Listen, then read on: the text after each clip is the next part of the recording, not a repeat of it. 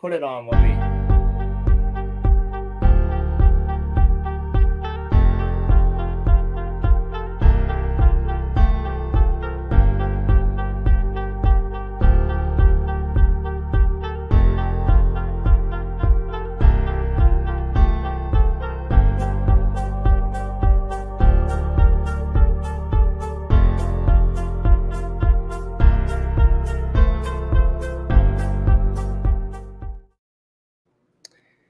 Welcome, everyone, to the return of Fictionology at the end of the month.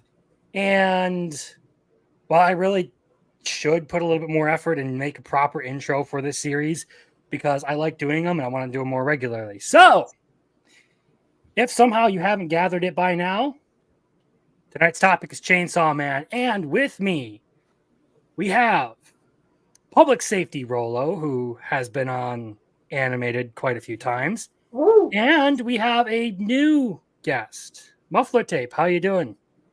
Doing great. Looking forward to getting into it with you guys tonight. Yeah. So Yeah. basically what we're going to do is talk about Chainsaw Man all night for however long we can. And I'm sure between the three of us, we can talk up a storm. So Yeah. I think the best way to start this out is how did you guys get into Chainsaw Man? Like, how did you first find the series? And I can go first. Yeah, you go first. Why don't we do you, Muffler Tape, then me? All right. Well, basically, I started seeing like the advertisements for Chainsaw Man manga going through my feed all the way back when I was still on Facebook, like pre-2020. And I was like, huh, okay, kind of a weird series. And I just sort of ignored it. And then eventually I was looking for like a manga or something to pick up while I was on a like road trip. And I came across Chainsaw Man. And I was like, I'm going to read the first volume. And I was instantly hooked, buying my way through every volume. And then even repurchased the entire first part for the box set that they eventually released. So that was all before the anime released. So that's how I got into Chainsaw Man, and I have been recently, thanks to Muffler Tape, I actually got current on it. I've been keeping up on it. So, how about you guys, Muffler Tape? Man, I'm afraid I don't have as interesting of a story as you do, but to be honest with you, I got caught up in the hype pre-anime release, so they started driving up hype for it, letting everybody know, hey, this is a new thing that's coming out. I saw the trailers for it. I started, hearing more about it through places like, Reddit, things like that. People started talking about it, and I watched the first couple episodes, and then I just, got consumed by it. I didn't want to wait for the rest of the story to come out. Started reading it, pushed through. I just kind of like you, maybe I marathoned it, got current and never stopped, and never looked back, tried to get more and more people involved with it. So it's just been a nonstop, obsession ever since. It's been a lot of fun. So. Rolo? All right, so I got into it because I used to watch a YouTuber. I don't know if you guys know him, like for Netherworld. But I used to I've never heard of him. And a couple other like anime YouTubers, and they were talking about it. And this was even before, weebs and waifus and stuff. So I heard a lot of hype about this, and to me, it was like, all right, this is another One Punch Man type of thing, which I wasn't a big fan of One Punch Man. So I was like, okay, I don't think I'm going to really like this that much. I don't know. It sounds kind of like, on paper, if you know nothing about what the story is, it sounds weird. It's like, this guy turns into a chainsaw. And it's like, all right, so it's going to be like a Ripper type of anime. Like, OP dude just going around killing shit because he's a chainsaw. Weird premise. And then my friends started reading it and telling me about it. And the more they were telling me about it, the more I was like, all right, I'm going to watch the show first. And then by the end of season 1, I was like, yeah, I'm hooked. I'm reading the manga. Sounds about right. Good man. So I was the only person to read the manga before the anime came out. yeah, Is that what I'm hearing? yeah. Yeah, it sounds like it. I was in here before it was cool. I do have to add one more thing to my story is you saying it sounded like One Punch Man. My initial impression was it sounded a lot like Jujutsu Kaisen. And my initial impression was, oh, it just seems like Jujutsu Kaisen, but like stupider. And since the end of Jujutsu Kaisen, I've had to revise that statement because no, I would say Chainsaw Man's better written than Jujutsu Oh my Kaisen. god, it's so much better written, dude. It is so much better written. I'm so hot right now.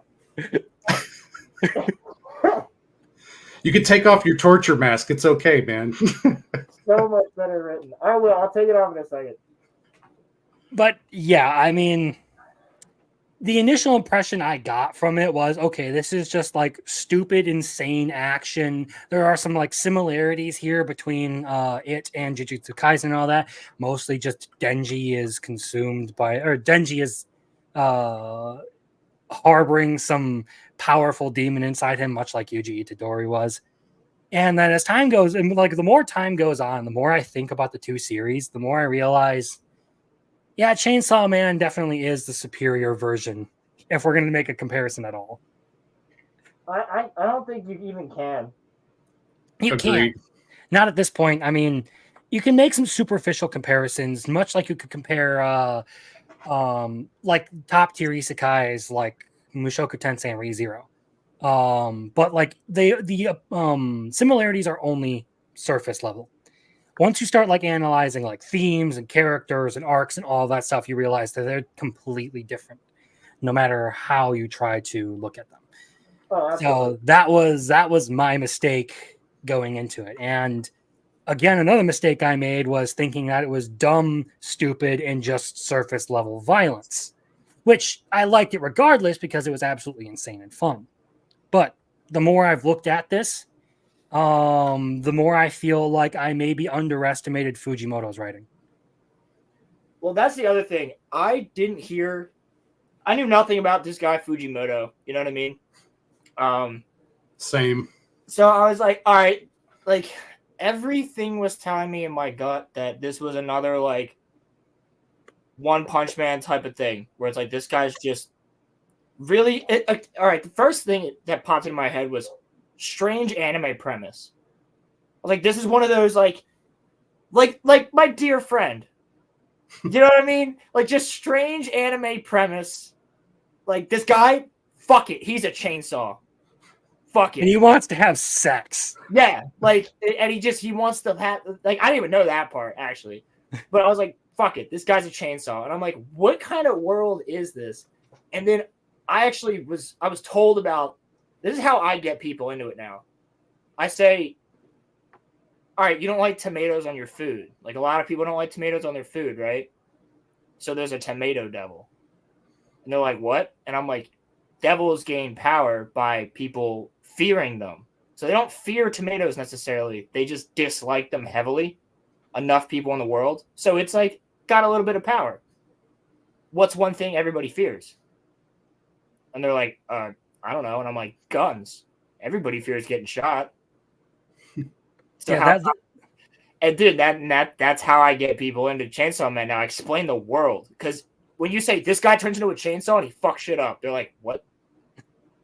But if you say, like, this guy turns into a chainsaw, he fucks shit up, and there's all these crazy-ass devils, like, think about everybody's fears. Like, later on, I'm going to tell Muffler Tape about my idea for who Benny contracted with that we talked about, Crimson. okay. I want to see what Muffler thinks about that. I'm invested. But yeah, I mean, look, as far as like a like world goes, I think it's really creative to like use the idea of fears, and the devils themselves have gotten more and more interesting to me because like part two has kind of like opened my eyes to how like there's a double meaning to most of them. Or at least potentially spoilers? Can we talk minor spoilers for part 2? This is going to be a decently spoiler heavy talk at points or other, and we'll go into we'll have to preface it with spoilers. So here is going to be a bit of spoiler for part 2, unless Rolo, you haven't caught up with this stuff. I am on chapter like 170, so Have you gotten to the falling devil? I already passed that. Yeah, he's past that. Yeah. Okay. I'm way past. I'm at the part where this is gonna sound so bad. The alleyway? Yes, the alleyway. I literally am I'm like 2 chapters after the alleyway. No, the sushi. Okay. Sushi bar. So you're not too terribly far behind, I don't think. So I'm at the sushi bar, and Black Chainsaw Man just appeared and just started. Yo, this motherfucker erases ears. No, but yeah, what I wanted to get into with like the devil stuff is like the falling devil kind of made me realize that a lot of these probably have some sort of like deeper meaning than just what they are on the surface level. Because you start looking at the falling devil, I'm like, hold it, the powers make no sense. Like, what is this? And then all of a sudden it clicked with me. Suicide. And we're probably gonna get penalized for saying that word, but like you start thinking about how you start unalive aside. I don't care. This is my second channel. We can say whatever we want to on live stream. So as long as it's not the N word, please, no slurs. Do you think you could get away with it if you use the voice from the Halo announcer when he says he's like suicide? You think you could, like, if you just played that instead, like every time you needed to say the word? Maybe. Either way, like the falling. I want to get back to the falling. I keep getting torn off track. Like it was like you would start to relive your most awful moments in life, and then you would float up, and then it would drop you to your death. That was basically the falling devil's powers. And I was like, okay, if that's what that's supposed to be, what about like every other devil in this series? What if there is something a little bit more meaningful to it, or to each of these encounters than just the surface level? And what if, like, this whole time, Fujimoto has had some sort of meaning or message behind what he's been writing? Well, keep in mind, they didn't actually even kill Darkness. No, they didn't. Yeah, not at all. There's no way to kill him, in my opinion. Yeah, I don't think they're ever intended to kill Darkness. I think Darkness had one of the coolest freaking intros, dude, with just what are the spacemen? Why? Why is there spacemen? Like that was awesome. But yeah, I think I don't think you can just kill Primal Fears that easily. Yeah, which brings about the whole idea of the Death Devil, like what's going to go on there. That's aging. I mean, no. All of this has started because there's a plot to kill the Death Devil before it comes to the human world. Oh, that yes. I was talking more so about what's going on where I'm at in the manga right now with. Yeah, well, this should have been covered in the manga already where you're at. Yeah, because the whole point is like if you can the prophecy. Yes, Nostradamus' prophecy. I think I don't remember. I think it was correct. That was an ominous foretelling too, as far as them bringing that up and Fami, sort of doing a bit of the backstory on that. But yeah, I mean, my whole thing is if they're going to try to use, the Chainsaw Devil in order to destroy like a primal, for example, like that completely alters how humans operate on a fundamental level. Like, and his powers are so insane. There's I don't know. There's a lot of meaning in that, and I think where we're at in the story, we're a little bit ahead of you right now. They're going to start pulling on some interesting ideas. I think right now they're definitely teasing some stuff over what you've seen because obviously you keep pushing him and he's just going to lose, and he's at that point right now. It's pretty wild. So I love the addition of the 4 Horsemen of the Apocalypse. 100%. Like, so have we met so we got famine and war. Have we met wrath or pestilence? I don't think so. Well, no, I mean Makima was one of the four, No, and Was she? yes, control, the though. control devil was an analog to one of the four horsemen. They refer to her as sister. You know, there's a lot of dialogue between the three of them, and even when you're dealing with not Makima herself, but with Nayuta, like Nayuta, she mentions her being her sister and stuff too. So she was one of the four horsemen. I So- didn't take that as being one of the four horsemen. I just No, I took it assumed as that being the older control, war, and famine were all related because you can loosely sort of like, associate those concepts with each other, right? Like control over territory leads to war, war leads to famine, all that kind of stuff. She was the conquest, if I'm not mistaken. Like that was That what makes control was conquest. Yep. So what I think of that is not necessarily war, but conquest would therefore be above all four of them. Evidently not. Well, evidently not, but she might have been their older sister or younger sister. She might have been the fifth horseman. What? I'm just saying. Excuse me, what? In layman's terms, like the fifth, like there was the four horsemen, but she's the fifth sister. You know what I mean? My point in this is that I don't think we have anything to assert that the four horsemen are all like siblings, quote unquote, the way war and famine are. I could agree with that. But if I guess if we're just going to speculate, it does lean a little bit towards that with how two of them are already siblings. You could probably extrapolate, okay, the other two are likely to be siblings.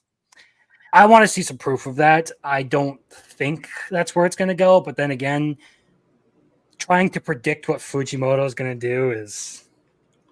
It's a fool's errand.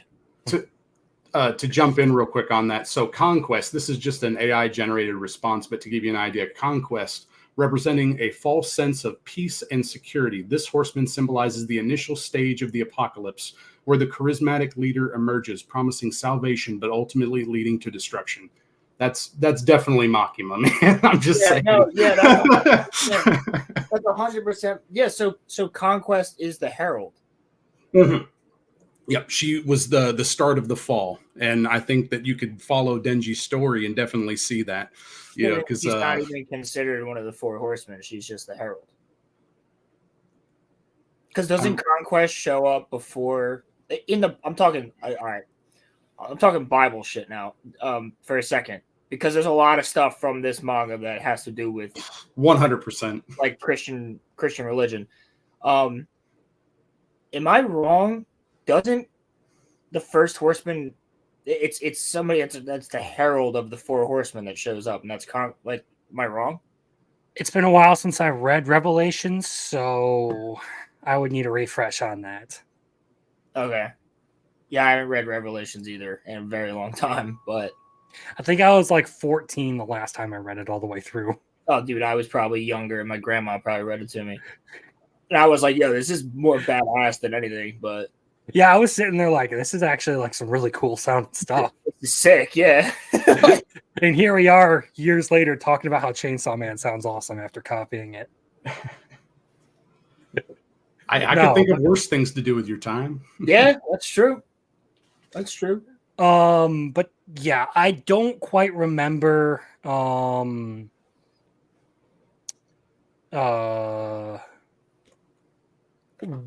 all of the prophecies of Revelations unfold.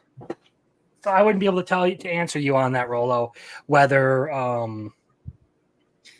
Conquest comes before or after. But that description of Makima as Conquest, yeah, that's certainly an interesting thing. See, my interpretation of all of that was more along the lines of like, this is one of the things that I mentioned before the stream about like how like there's a certain trend with like the devils that sort of show up throughout the series. And I feel like there's this trend towards like more and more and more mature fears that Denji has to confront, so to speak. Yeah. Like the like in the very first part, You go from like various vermins to well, then there's the eternity, and then darkness and control are really like the big ones that they have to deal with in the first part of the manga, right? Yep. And you can sort of equate that to like, I don't know, like the childish fear of darkness and like the sort of like teenage angst of not wanting to be controlled or anything like that. And then like later on, as like Denji matures more, it is like famine, death, war, falling, which I've already talked about how like there's Falling that is suicide, falling Yes. is so wild. that suicide analogy. And then control even becomes a part of Denji's life, giving him a sense of security and normalcy, right? Yep. Yeah. Safety blanket. So that's one of the things, like I started like thinking about it, and is my interpretation right? I mean, you could probably poke holes in it. Well, here's an interesting thing. Now you say that, wasn't the locust one of the first ones that he kills with the axe? The Um fiend. I don't think it explained what fiend it was, but I could see it maybe being a locust or some type of bug like a beetle or something along those lines. Yeah, right. but yeah, We it's also like don't know. Like, there could be different devil. Like, we the don't. tomato devil, the zombie devil, all of these things that are sort of like you would expect like immature people to be afraid of, right? Well, we got Bean, the shark devil. Technically, Yeah. Best we- friends for like- life. yeah, he's the man. We got the spider chick. Yeah, I don't like spiders. I think Angel was one of the most. Yeah, but the spider chick was considered the nicest one, even though she was like horrifying. Violence was the man.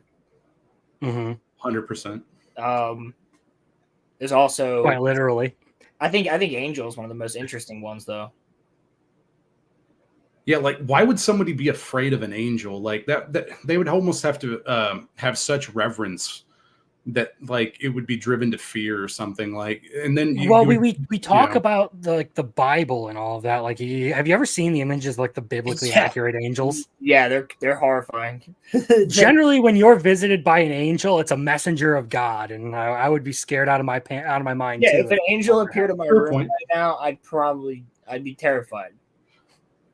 I'd be wondering if somebody slipped me something at that point. Jeez. Yeah, right? I'd be very terrified. Fair enough. The biblical angels just look like a really bad like DMT trip. Like They look like Hermaeus Mora with wings. yeah, they look like Hermaeus Mora, but they're Not not.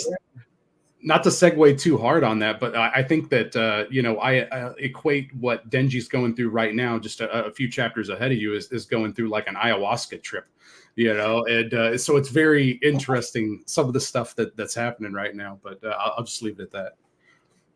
Yeah, the whole last 2 or 3 chapters, I didn't even know how to make heads or tails of what's going on with that. I know you shared something in the Weebs and Waifus Discord about that, but I never ended up reading it. So I'm just like, oh boy. Yeah. So, do you guys think that he has it worse now than he did in part 1? 100%. I think so too. I think so because he's actually like, he actually like had something to like start this part off with, and then lost it, and then everything's like part 1 was like a slow build up to like getting everything that he ever wanted, like the whole idea of like family and friends and all that, and then having his pets, his dogs. Mm-hmm. And he's like, I just want to go home. I just want to go home. And he goes home, and they're just.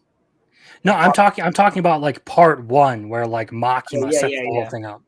Yeah. Like it all builds up to that, and then it's all like ripped away from him.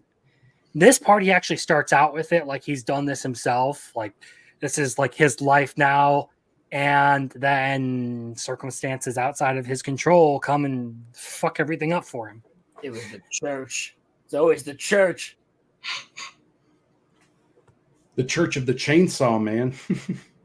Yeah, which is crazy because then that also affected America too, right?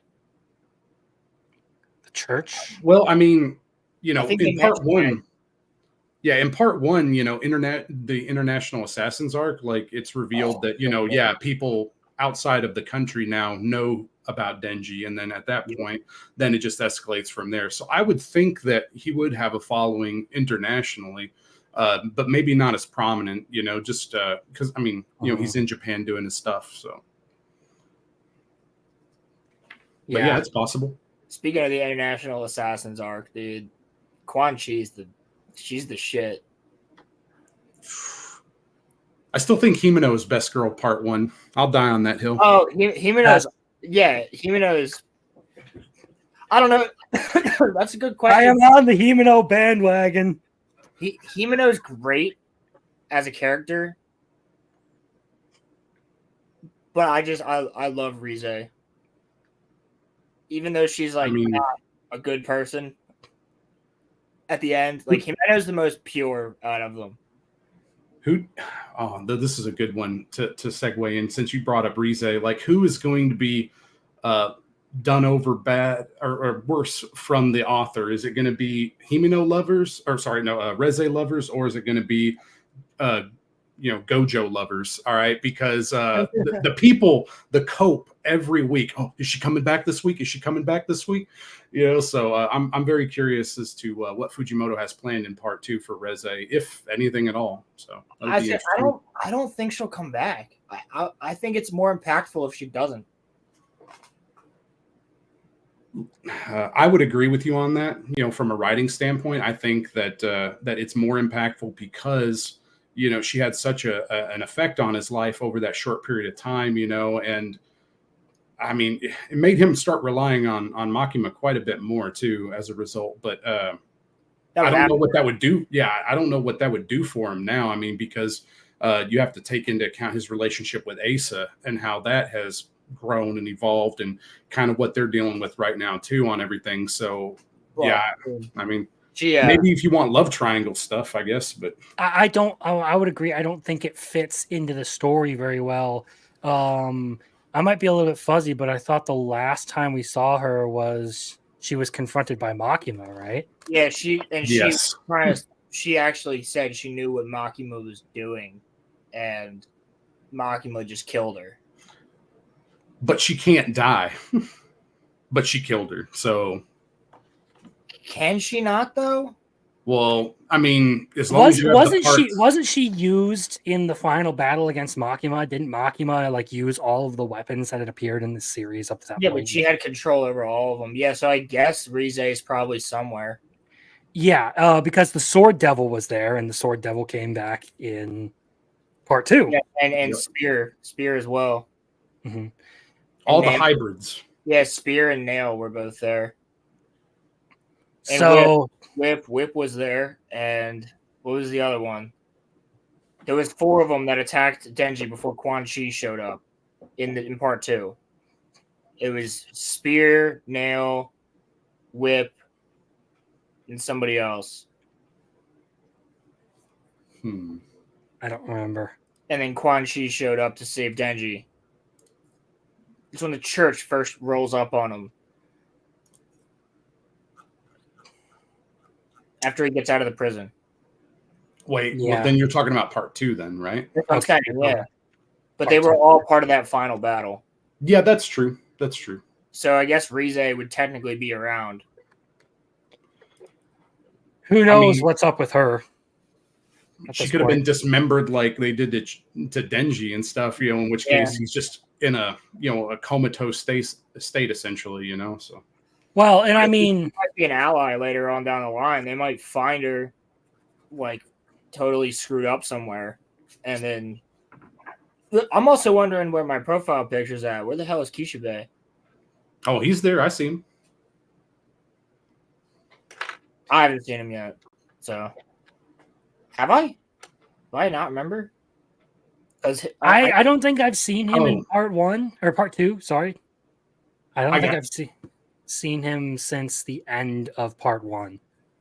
Agreed. I got super confused. I thought you meant your actual. Never mind. Yeah, he's not in part 2 so far. We'll see what happens if he shows up at some point. I know a lot of people have been. He's the #1 devil killer, right? In Japan, anyway. So yeah, I mean, he really pretty much just sets Nayuta at his lap and then just disappears. So I have no idea. I mean, Yeah. maybe something will happen though. I mean, if you're talking Fujimoto, like he could bring him out at the right time though. I mean, I just don't know what's going to happen with the current arc, man. I mean, once we get through what they're dealing with, and maybe something could happen, but they're kind of stuck at the moment. Yeah. It'll be interesting. I don't know. Maybe we'll see something about the bomb devil come about because of Yoru.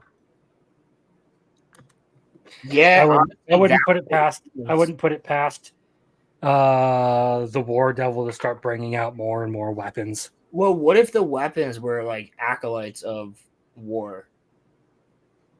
Well, they are by default. Yeah, right? Technically, the weapons are. She referred to them as her children. Yes. Oh, did she? I don't Yes. remember that.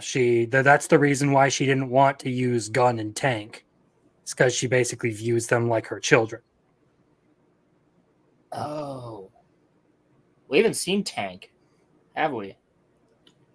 I mean, Tank blew up the holding facility it was in Russia and appeared promptly. So When was that? that was all in the same like right before the Statue of Liberty moment. You know, she He's probably not there.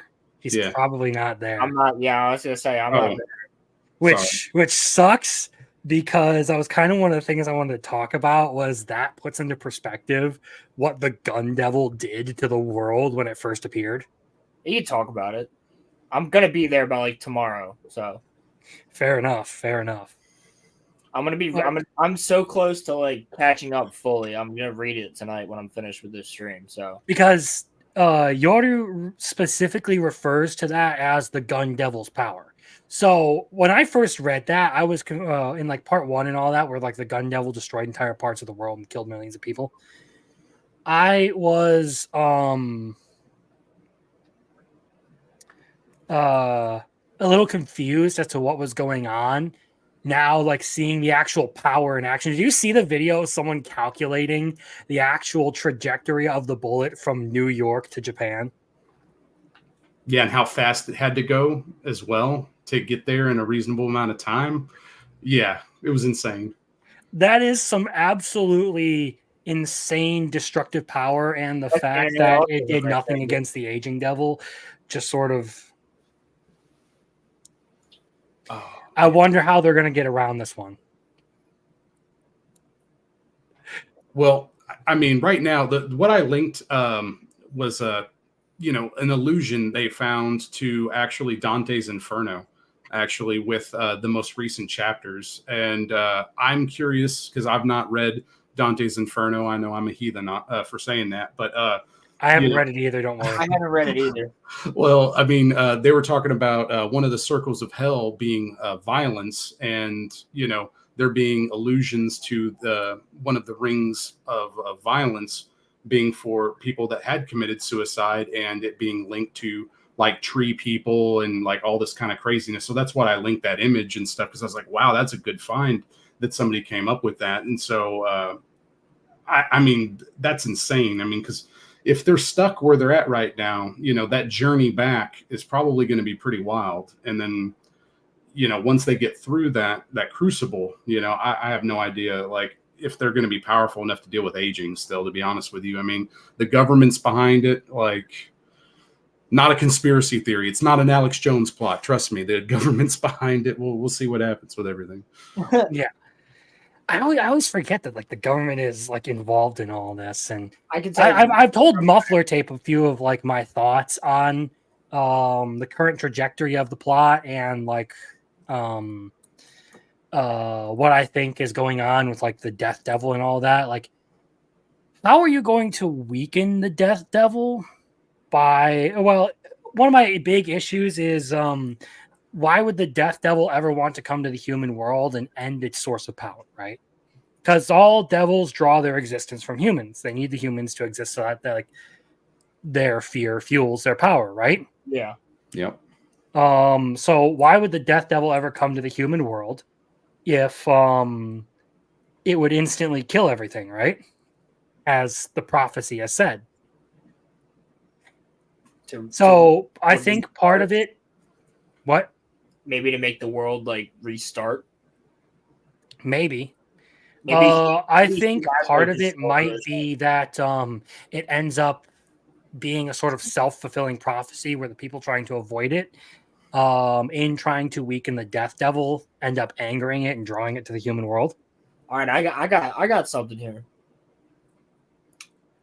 So there's an angel devil, right? Yep. What if there's God? Well, I was waiting for you to go down that path earlier, man. I have no idea. That would be wild. Because people, the fear of God, quote unquote, put the Yep. fear of God in, like, people fear God. So there would be, like, you would think that there would be God. And maybe death is part of God's, like, maybe death is, like, supposed to go to Earth to restart the world of the living so that God can do his thing. Maybe that's the whole point. Maybe death is like, yeah, okay, like when certain things arise, then I have to go there, wipe out everything, clean slate, so that God can restart. Hmm. I have a feeling the freaking rapture is going to be in this shit. Like, eventually. Well, with how much of the Christian symbolism has already been put in there, I would not be surprised to see more references to the prophecies of Revelation and all of that. So I have a feeling that there is God. I never thought of that actually until tonight. Well, I mean, if there's even a hell devil, then yeah, of course. I mean, it would make sense that there would be a God, but they've never mentioned it yet. But is God a primal fear? Question mark, or is he beyond that concept? I think he would be beyond it, right? If you go biblically, I would say yes, because the idea of God is a transcendent force beyond like basically all comprehension, etc. So yeah, I would think so. By the way, I'm at the part where the old man in the wheelchair shows up, and they're like, "We need 10,000 orphans." Yeah, well, that's them about to make that deal, buddy, and that's exactly where I'm at. Mm-hmm. Again, that begs the question of like they're destroying the aging devil with their deal. How does that affect the rest of the world? Do people just like never grow up anymore because nobody ages? Well, maybe God's like, yo, that they're making some steps too far. They're fucking with my plan. Like, see, the thing is, I can't quite envision God in this yet, but not yet. I mean, given what we've talked about, I feel like it wouldn't be too far removed to see something like that. Because one of the major things because right now they're playing God. They're trying to, and well, they've been trying to with like all these different devil powers, right? Yeah, and God does. You would assume that God's like the hubris of these little fuckers. Like, well, that's part of the thing too. Like I was looking at it and I was looking for a way to describe it, because in part one, with Himino as well as during the actual anime and stuff like that, there's some different lines that she has that I felt were very important. And it was this concept of, I'm smoking, and the illusion that a good addiction is sometimes something that's really good to have, because you have that to fall back on, something like that. And it made me think about these relationships that they have with the devils and how that's almost like a Faustian bargain that they're making, because they're often sacrificing part of themselves in order to obtain power and do these different things. And I could see that being a pretty big issue from God's standpoint. He probably wouldn't like that a whole lot. Yeah. And again, there's also, like I said, with the idea of the self-fulfilling prophecy, that these actions might end up just being the stepping stones that paves their own destruction. Knowing Fujimoto, that's probably the way it's going to go, man, because with Fire Punch, which I have not. I only read like the first 2 chapters of Fire Punch because it was pretty radical. But I read like things the don't first end well. volume of it. Yeah, like And things then I don't was end like- well. I didn't think they would. I read about the first volume and I'm like, okay, they're talking about using the Shota character as a sex slave. Maybe I don't know if I'm in the mood for this right now. Are you in the berserk mood? That's the question. Because Yeah, it's right. yeah. I love Berserk. Maybe someday I'll return to Fire Punch, but Fire Punch was one of those where I was just like, I don't know if this one's for me, boys. I don't know if this one's for me. Well, now that I'm thinking about it too, you have the angel devil, but what if all of the devils, as humans know them, like devils, what if they're actually like God's angels? Like they all need to exist in order to keep humanity in line. Well, then that would. Oh, sorry. Go ahead. No, I was gonna say it's an interesting concept, and that like because the moment they started like fucking with removing devils and stuff from the world, lots of things started going sideways, right? Yeah. Yep. So it would be interesting to see if this turns into like a sort of cautionary tale about trying to play God and manipulate things in some sense. But that's all I really had to say. Could I also just say that I can't stand that chick who's like the one talking to the government right now. The one who just keeps leaving Denji, like from part 2. Oh yeah, she's a bitch. Yeah, she sucks. Oh yeah, So pretty Benny's much. car roll up and hit her.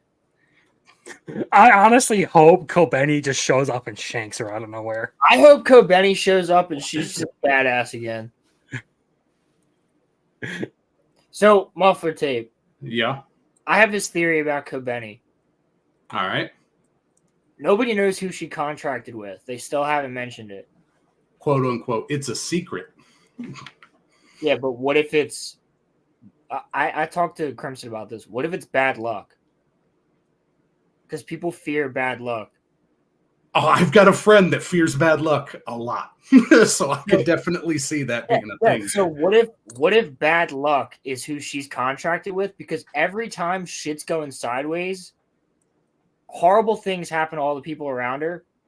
Think about when the Yakuza kill everybody. She's the only survivor. She's Yeah, and then contracted she with goes the final- psycho. But what if bad luck, like by having bad luck happen to everybody around you, you therefore get all of their luck. And that's her contract. Like that's why she's so fucking lucky all the time. But everything else around her is fucked. That's what I was saying is like in that situation where everything around her is fucked, she pops off. Yeah. Like every freaking time. So I think she's contracted with bad luck. Which would also explain why even after quitting public safety, she still gets roped in with Chainsaw Man. Exactly. She's contracted with Final Destination. It's all good. Yeah.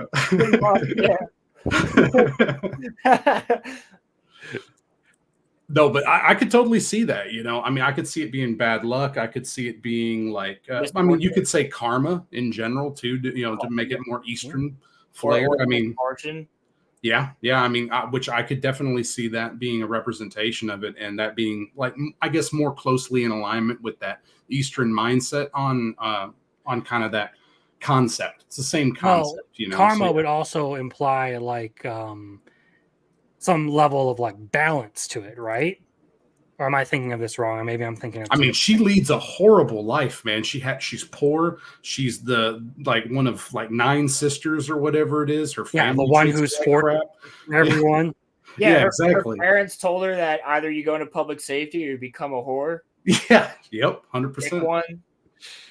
Yeah, that sounds about right. So she survived some bad stuff, but she's feeling more and more like Denji in that regard, where it's like, I survived all these horrible things, but do I really want to at this point? I will say though, of like all the English dubs I've ever listened to. I think Kobeni's English voice actor fucking killed it. No, she does. She kills. Yep. it. 100%. 100%. She kills it. Especially during like the whole Eternity Devil scene, like when she starts freaking out. Yep. Even that, dude. She's got horrible luck in that too. But she's always calm.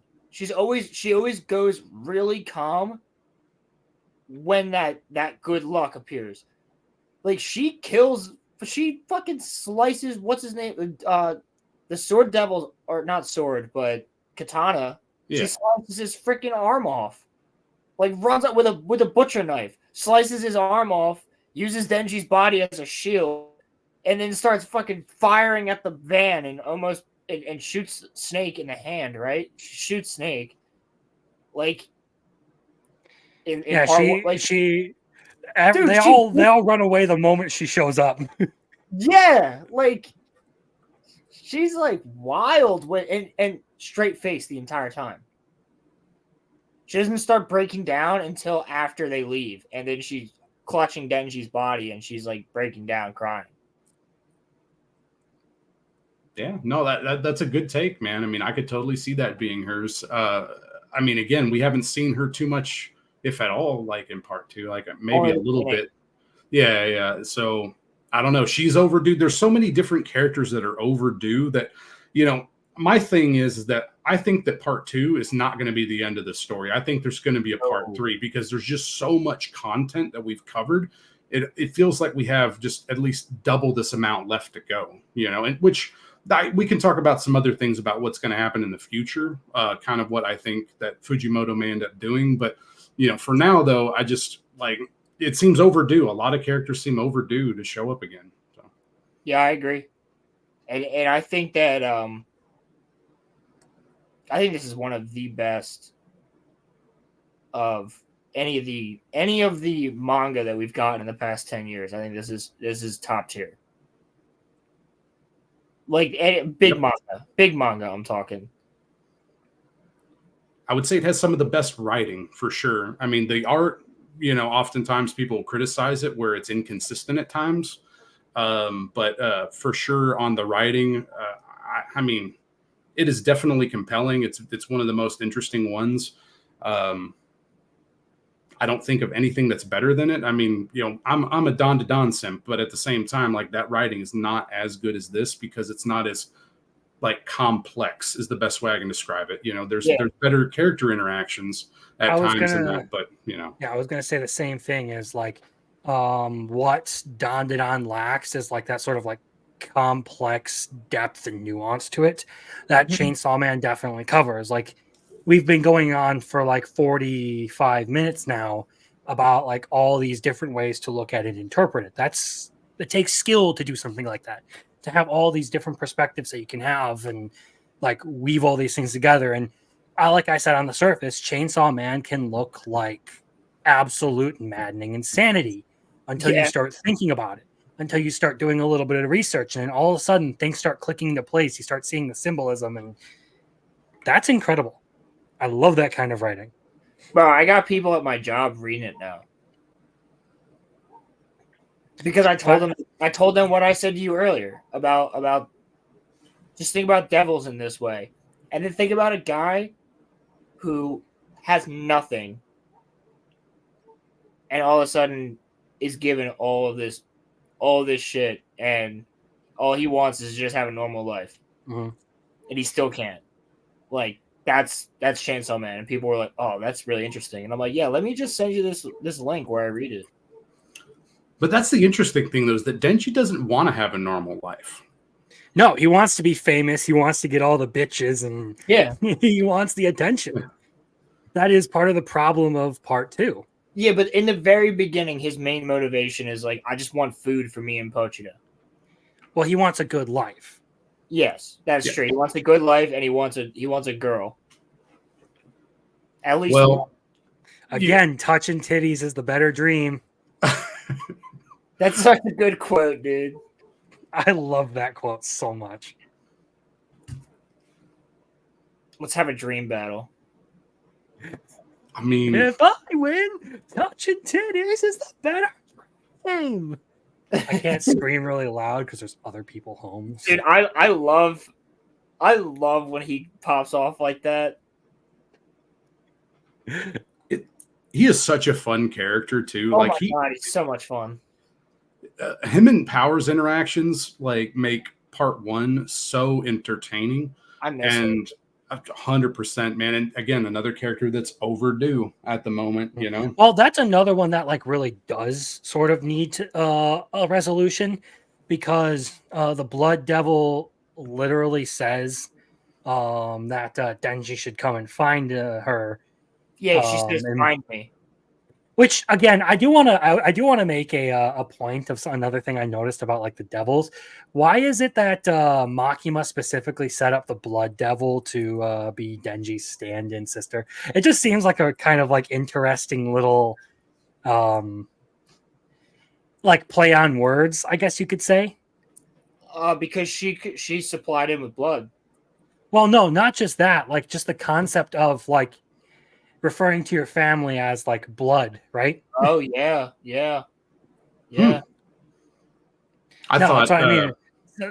Silly little things that are like play on words and stuff like that. And yeah, I mean, same thing with her name, Power. You know, like what does that mean in relation to, you know, that whole family life situation that you brought up? I mean, it's an interesting idea. Yeah, again, the more I think about Chainsaw Man, the more I realize I don't think enough about Chainsaw Man. Yeah, facts. Wasn't fuck. I'm losing his name right now. Muffler Tape's profile picture right now. Aki. Yeah. Isn't Aki technically have 2 contracts? Right? He actually has 3, depending on what time you're speaking of. So originally he starts off with the Fox Devil as well as the Curse Devil, which is the sword. You know? And then later on, then he ends up contracting with the Future Devil, because the Fox Devil doesn't want to have nothing to do with him anymore. So, oh, dude, Cone is so sick when he pulls it out. But every single time he just goes Cone, and it just boom, like dude, every time it's so clean. Yeah, no, 100%. I mean, Crimson, I know what you're laughing at. Well, I said. No, I'm laughing at someone made a meme of that, but it's just like the still of like the scene where he says Cone, and they abbreviated it to Kaon, and then it's just that's the dumb shit I'm laughing at. Okay, I saw a meme of that where he said Cone, and it was Cone from Bleach, and he just he's like, why the fuck am I here? No, I was thinking of specifically. It was a meme that got passed around on Twitter for a little while, and people were saying, "Prepare for audio devastation like nothing before." you put something truly awful in my mouth this time. You put something truly awful in my ears. Yeah, pause. You put something truly awful in my mouth this time. Yeah, that quote is a little bit something. Ronnie!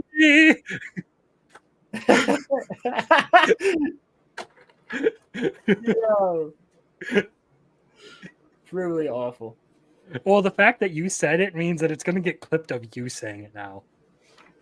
Yeah, no, probably. He won't clip Muffler Tape. He doesn't have the balls. Well, no, I've got friends that'll do it to me. Don't worry about it, man. One of them's already commented. I've seen you in the chat, both of you. Anyway. One of them, no, I mean, he has no reason to attack Muffler Tape yet. Yeah, I mean, the only reason he did it to me was because I was showing up on all you guys' streams. What hot take can I say in order to become on the shit list? It's not even the shit list. It's just like technically speaking, it's all part of the Rissman cinematic universe, which is it all started because of X-Wing. Okay, and we were all part of X-Wing's Discord at one point. And how powerful would the Ronnie Devil be? Oh my god, dude, he would be so powerful. He would be like and he would talk that way. Like, he would just Denji. yeah, he would be able to ruin your reputation, like in a heartbeat. And it's so funny too because he actually does like all of our content. He just does it as a meme. He just makes like exposed videos of all of us that he watches as a meme. I think we're getting a little off track. So, Oh yeah. But the Ronnie Devil would be very powerful. The primal fear. unstoppable. He's a The primal fear of Ronnie. I'm Dude, gonna clip this out and send it to him. By the Yo, way, for Roman though, that is a primal fear. He's like, Ronnie's gonna clip this. Ronnie's gonna clip this. Oh, That's 100% a primal fear for Roman, is what he has to say, because he knows Ronnie's gonna clip it every time. The exception devil. God, we're going off track. Fuck. Yeah, I'm sorry. I had to. Okay. Oh, It has many heads. It's like a hydra. It just keeps growing more exceptions. stop! It's supposed to be about Chainsaw Man, not about your gay boyfriend. Hey, he's not mine. Yes, 4. Including Levi Ackerman, right? Yeah, the newest edition. Oh, okay. Seriously, back on track this time. No more Roman or Ronnie. No more of that. Sorry, We're talking Chainsaw Man.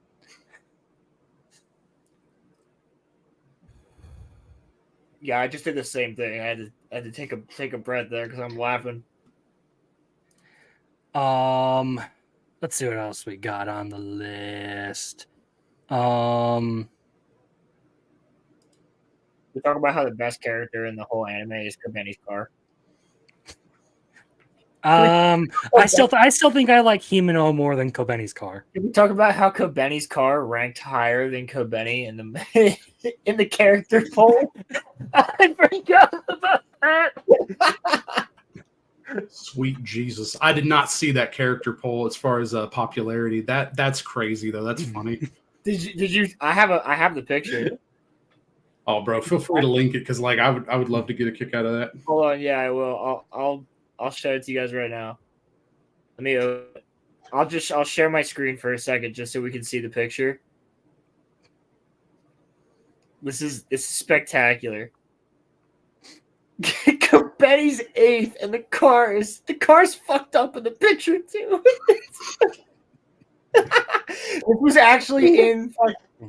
This was actually in what was it? It's Shonen, right? Yeah, it'd be Shonen. like I believe it's like Shonen. Yeah, it's the other version of Shonen. Yeah, but this was in on a page. On a page in the actual fucking magazine. So you got Power at first, Makima second, Hold on. I gotta add it to the stage. Aki's 3rd, Rize's 4th, Denji 5th, Angel was 6th in the character poll. 7th was Kobeni's car, and 8 is Kobeni. And then 10th is Yoshida. that's another one, man. Fuck Yoshida. But anyway, like that's funny. And 11th was Himeno, which is a travesty. But this was the character poll. Chainsaw Man popularity poll Japanese results. Fujimoto had to remove Himeno from the story, otherwise she would have been too powerful. But just look at the car in the background. It's fucked. It's like crushed. I love that they actually allowed Kobeni's car as an entry. That's the funniest part of it. 9,878 votes for Kobeni's car. Poor Kobeni. This broke ass car is more popular than your character. How does that make you feel? Kobeni was down by fucking 300. That's amazing. Oh. Holy shit! Jeez. I was gonna make Kobeni's car my picture for tonight, but I didn't. I mean, it would have been pretty based to make Kobeni's car. The fact that actually was one of the on the top 10. Mm-hmm. Yeah, that. Yeah, Rolando knows about it. Rolando Ramirez. Yeah. So I guess since we're swinging into a little bit of like the statistics and stuff, we can kind of talk about like some of the like production things about season 1 of Chainsaw Man. That was one of the things I wanted to touch on because there was a huge divide between the American audience loving Chainsaw Man and the Japanese audience not really being huge fans of how it was adapted. Which was interesting. A lot of people, there was actually a petition started to reboot Chainsaw Man, the anime, because they felt like the art style wasn't good enough, the voice acting wasn't good enough. Oh yeah, I think the main problem with that was the CGI. I disagree actually because a lot of Chainsaw Man CGI was really well done for CGI. Well, because it's only the devils. That's what makes sense to me. The fact that they did it only for the devils, nothing else in the world is CGI except for the devils. So to me, I'm like, that makes sense because they're otherworldly things. Like they're not from this. Like so, you have the rest of the world look normal, like animation style, but every time a devil appears, they're CG. Like that makes sense to me. But also, who knows when we get this movie that's coming out supposedly at some point, like where the hell is it, by the way? But when we get this movie for the Rize arc, it might be completely like normal. Who knows? It might all be animated in the same style. Well, I mean, no. See, I was talking with Crimson about this before we got started today, but I think that part of the issue was with the art direction, is what the Japanese were complaining about more than anything else. And with the art direction, it being very cinematic, very clean and crisp, and tight with its shots and stuff like that. They were expecting something to be way more dirty and grungy and just like very unpolished, like the manga is. And while I like their direction because I felt that it was in the spirit of what Fujimoto would have wanted, that's not necessarily what they think. They think it needed to be closer to the manga, and there may have been delays. That maybe that's why we haven't heard anything about the Reze movie yet. They may be changing it up, and if they go closer to the manga, it may not even look anything like what we've seen so far. It could be unfortunate because I thought they did really well with the first season of Chainsaw Man. Like the fights and stuff, even when they did use CGI, they did a good job of making like Denji's CGI form blend with everything that was going on. Even when there was like 2D stuff on top of 3D stuff, it still looked good for the most part.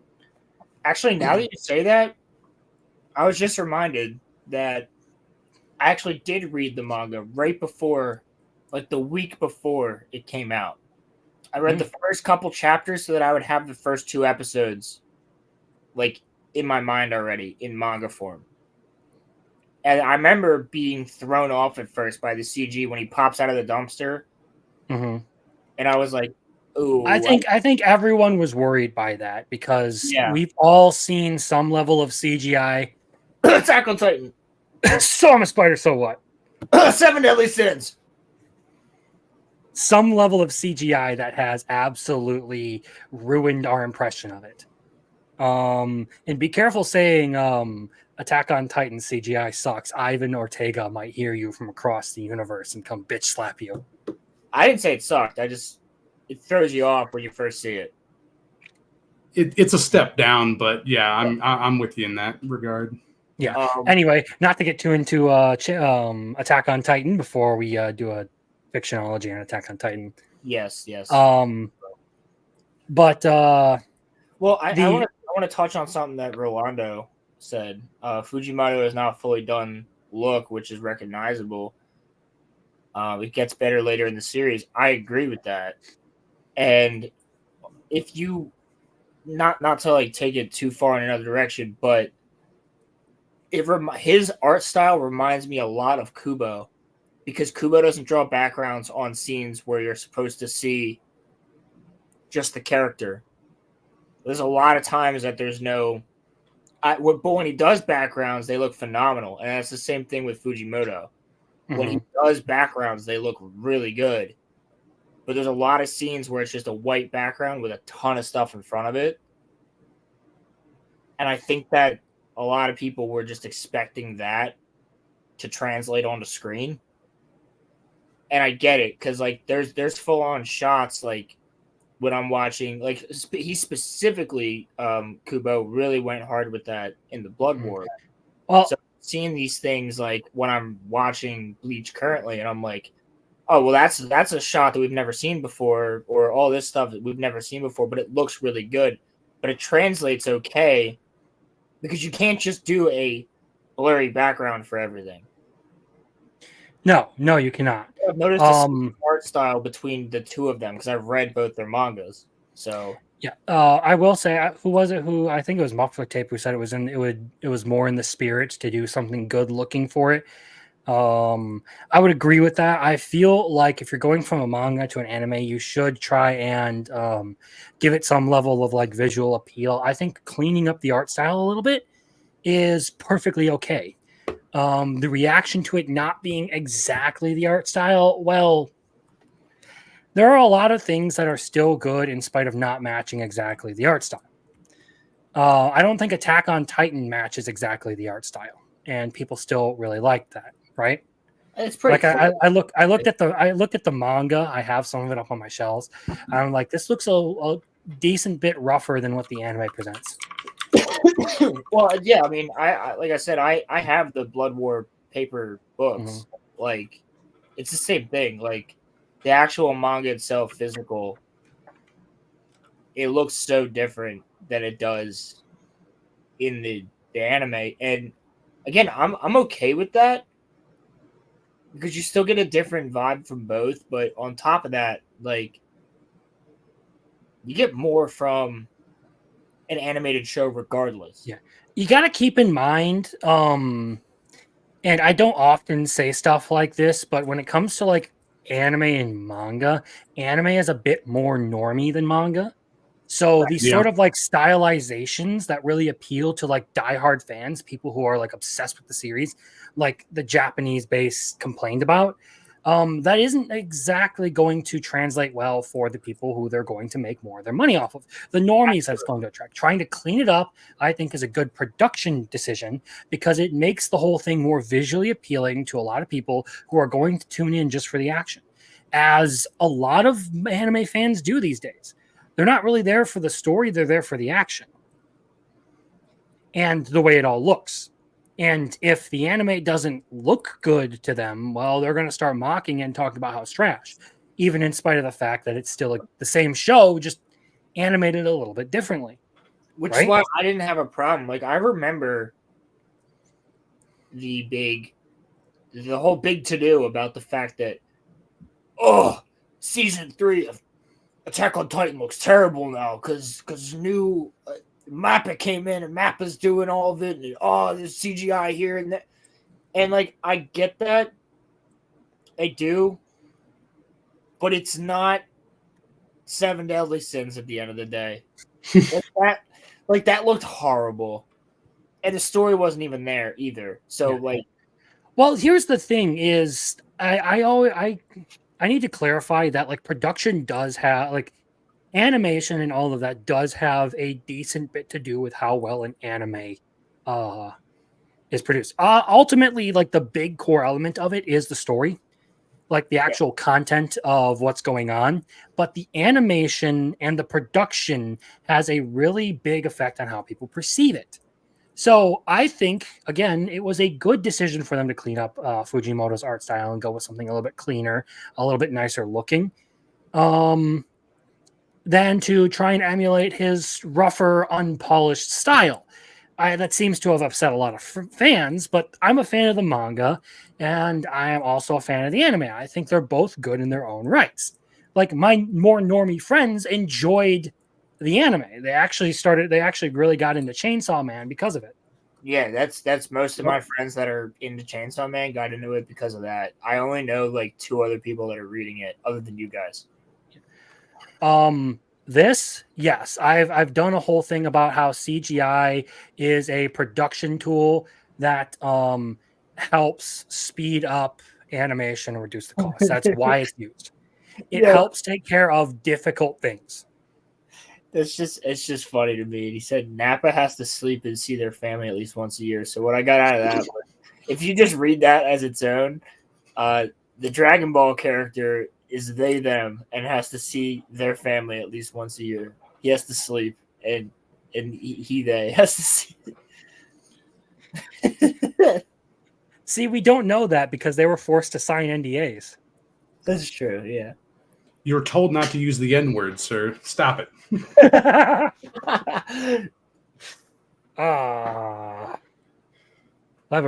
Clever one.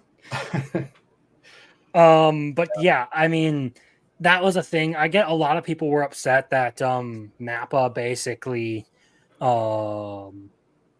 it gobbled up the chance to do Chainsaw Man. I feel like someone else probably should have done Chainsaw Man regardless because of how much work Mappa does. Especially knowing the things I know about the industry now. There's one other studio that I would have loved to see it from, and that's Piero. They were so focused on Bleach they couldn't do it. The one issue I have with MAPPA isn't necessarily that they're the ones that decided to take on the production. It's that they took on all the rights, which has made it virtually unobtainium to try to get it in the West. Like, you cannot get. I would love to put money down for a Blu-ray copy of that, for example, but there is not a Blu-ray copy with an English dub that you can get in the United States. You have to get a UK dub or a UK version of it, which means it's region locked, or you have to go directly to Japan. You have to navigate their websites, which are not user friendly for most people. Like, they basically made it impossible for certain people to try to get access to their product. That's actually incredibly interesting that you bring that up, because low sales numbers was one of the things that was touted as proof that the Chainsaw Man anime didn't do very well financially. Yep. Yeah, but if you're saying that the Blu-rays are impossible to get, that explains a lot. No, he's right. I looked into it. I tried to buy it. I couldn't. Yeah, if you go to Amazon, even, right, they've got English, versions, and I like the dub too a lot. I thought the voice acting was really good, so I like having both in one. But you can't get it as a region free or a US region. It's UK exclusive right now, and we're years out at this point. And outside of that, you can go directly to Japan and get their collector's editions and stuff. Or you know what you do? You just go to eBay and buy knockoff versions, and that way they don't get any money, and it's just from China. Like, that's the only way to obtain it right now. They've shot themselves in the foot because they don't know how to distribute. They started doing something that they weren't familiar with, in my opinion. So, yeah, well, I think that's partly the result of just the financial situation of the industry that I was talking about last Saturday, I should say. It's so stupid, though. Like, I don't know why they don't do this for so many different anime, and like, bro, I can still to this day buy all of Naruto in English. Like, I think Mappa was banking on the popularity of Chainsaw Man, it driving sales for them. And their poor distribution method just screwed it over. Well, here's the same thing with, like, you can't get you have to look up. I think you can get it now, but for the first 2 years you couldn't get the Blood War. You can now you can get Core 1 and Core 2 of the Blood War as a set. But why would you do that when they're gonna the third core is out now and that's gonna be the end of it? Like, you might as well just wait. But you couldn't just get Core 1 of the Bleach Blood War, but you could buy the rest of Bleach. You could buy everything up to there, but you couldn't get like just that first core until like a year and a half, 2 years after it, and then now you can get both cores. So I've got an interesting question to bring up then. So since they've done so bad with distribution so far, what leads us to believe that they're going to be able to successfully distribute the Reze movie in a timely fashion to America. So, for example, like U.S. audiences, stuff like that, if we're trying to get access to this movie in a fairly similar fashion, a lot of times there's delays when it comes to Western releases of movies. So, I mean, like, what are we going to look at for that? How many years are we going to have to wait after they actually release it in Japan for us to get it too? Well, Hopefully they've got their shit sorted. And here's the thing. They did pretty well with this. Mappa did pretty well with distributing Jujutsu Kaisen 0, right? That movie came out in theaters. And Attack on Titan, the finale coming out in theaters. So I feel like... How long has it been since the Attack on Titan finale? A year and a half? I think it's coming out again. No, they didn't release the last two as one part. Like, they're doing that in theaters. Like, you could go see, like, 2 hours of Attack on Titan. Yeah. First time. Yeah, it was like last December for the subtitled, and then it took them about 6 months for the dub to come out. So, yeah, generally you can expect delays. I feel like a month or two is about the average between the Japanese and the American release of any sort of anime or Japanese movie. See, I still have a problem with that because when I'm just using Blood Wars as an example because it was the most recent one for me like that, where it would take 2 weeks, right? So the first episode of Bleach would come out, it would be sub. And then by the time of the second or the third episode, the first episode was out in dub. And that's how they would do it. So you'd have it that way. And the craziest thing to me is that you have all of the dub voice actors promoting it and talking about it, and they're at the cons. They're doing live streams talking to people about it. They're all over it. But right now we're on week 4 or 5, well, coming up on 5 of Bleach being out, and there's not a dub episode. So I'm like, what's going on? That may be a Crunchyroll issue. Well, Bleach is owned by Disney right now. Add it to the list. What? Well, here's the thing: is Johnny Bosch Young is the voice actor for Ichigo, right? Bosch, but yeah, Johnny Bosch. Johnny Bosch, yeah. I fucked up the name, but he's got 2 other projects that he's working on right now. Devil May Cry and Gabriel and the Guardians, if I'm not mistaken. So there might be an issue just with getting all the voice actors to do their lines. That might be the reason why the dub has been delayed. I'm cool with that. I need to know that when I buy this, because I'm gonna get it, right? I'm gonna get Blood War because I want my children to grow up with fucking Bleach. But when that comes out, I should be able to have sub and dub on the same disc, or like put it in separate disc. Like, and that's the problem. Is it really comes back to that physical media problem that it afflicts all of us with even American movies. Like, there's movies coming out that you can't buy yet. Like, I can't buy The Mandalorian season 1. Not saying I want to, but I can't. You have to watch it on Disney Plus. You can't go and buy a Blu-ray set of The Mandalorian season 1 if you wanted to. I think that they're using that for marketing personally, it even goes to Clone Wars, because I have 6 seasons of Clone Wars, but I can't buy Clone Wars season 7 and have that on disc. They're locked behind all of these streaming services. There's certain shows you can't buy that because of the streaming services. Yeah. Trying to wrap your head around some of these things is just, it's a whole level of fuckery. At one point I had to figure out how it worked, and that's why I sort of bring it up from time to time with the way that these monetizations work. I think Mappa was trying to I don't necessarily think it's an issue of greed when it comes to money. I think it is an issue of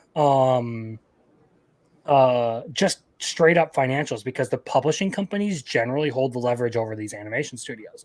So I think what might have happened here is Mappa saw a way that they could make a little bit more on like residuals and merchandising and stuff, and they dropped the ball on some of their merchandising.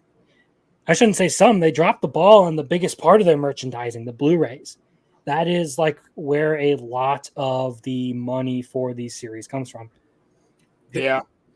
Man, they need to have a US site, or at least a version of the Japanese site that is easy for somebody that does not speak Japanese or read Japanese in this case to be able to use in order to really take advantage of the Western market. They don't have that. You have to have like translations and stuff like that in order to use their website, in order to obtain their products. And so like they're cutting off themselves. Like, sure, they've got the Japanese market on lockdown, but that's only a small piece of the pie when it comes to Chainsaw Man, because it's so globally popular. They need to sort their shit out. So Well, no, you're absolutely correct on that too, because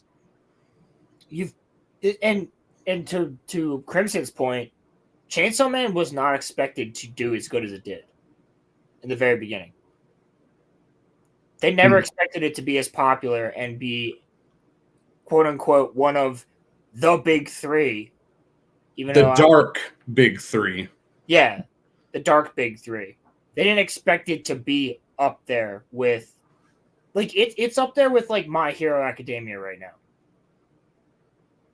It's a different type of show, but it's up there with that in popularity. I was about to say, in terms of popularity, yeah, it is one of the biggest things that Shonen Jump has right now. And they were not ready for it. And honestly, Western companies make that same mistake. They were not ready for the popularity of The Mandalorian. That's why there was no Mandalorian merch for another year or two after Mandalorian came out. It's been 2 years though, man. It will be 2 years this winter and this season right now. Like, that's too long. They need to get on the ball, man. It's bad. It's 2 years now. Yeah. It came out before, like the week before Halloween 2 years ago. Well, if I were them, and I were like in this position of like trying to figure this out, I would probably make the announcement closer to when the movie's actually coming out, because once the movie gets announced, there's going to be a lot of hype, a lot of eyes on it. And then you can say, "Hey, you remember season 1? You can get your season 1 here." Well, they dropped a trailer for it a year ago. If they're gonna, well, a teaser trailer for it, not a full trailer. We still don't have a date, right? We still don't have a full trailer for the series, for the movie.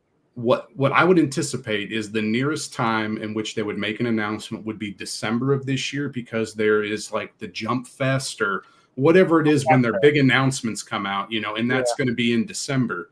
And I could see them announcing a release date or something a little bit more concrete, or maybe giving us a bone, please, man. Shit, give us something, man. Yeah, as long as you tell us something. If you say, "Hey, this is coming out," it's gonna be a while. We'd be fine with that. Yeah, agreed. As know when it's coming out, and it's again, it's that same thing a lot of Western companies do. They're like, "Look, this movie is a thing," and you're like, "Okay, cool." When's it? Like, don't do that. Don't just be like, "This is an idea we have, and we're gonna make it." Every time I talk about how awesome the Chainsaw Man manga is to my friends that have watched season 1, they always ask, "Hey, when's the movie coming out?" And I'm like, "I don't know." So there's just nothing. I do the same thing. And I have a lot of my manga reading friends that ask me, because they know that I'm in this space where I talk about movie releases. I talk about all types of entertainment that's coming out. And they're like, "Did you hear anything? Did you hear anything? Did you see anything?" And I'm like, no, I still haven't. So, and I'm on top of it. I look it up all the time. Yeah.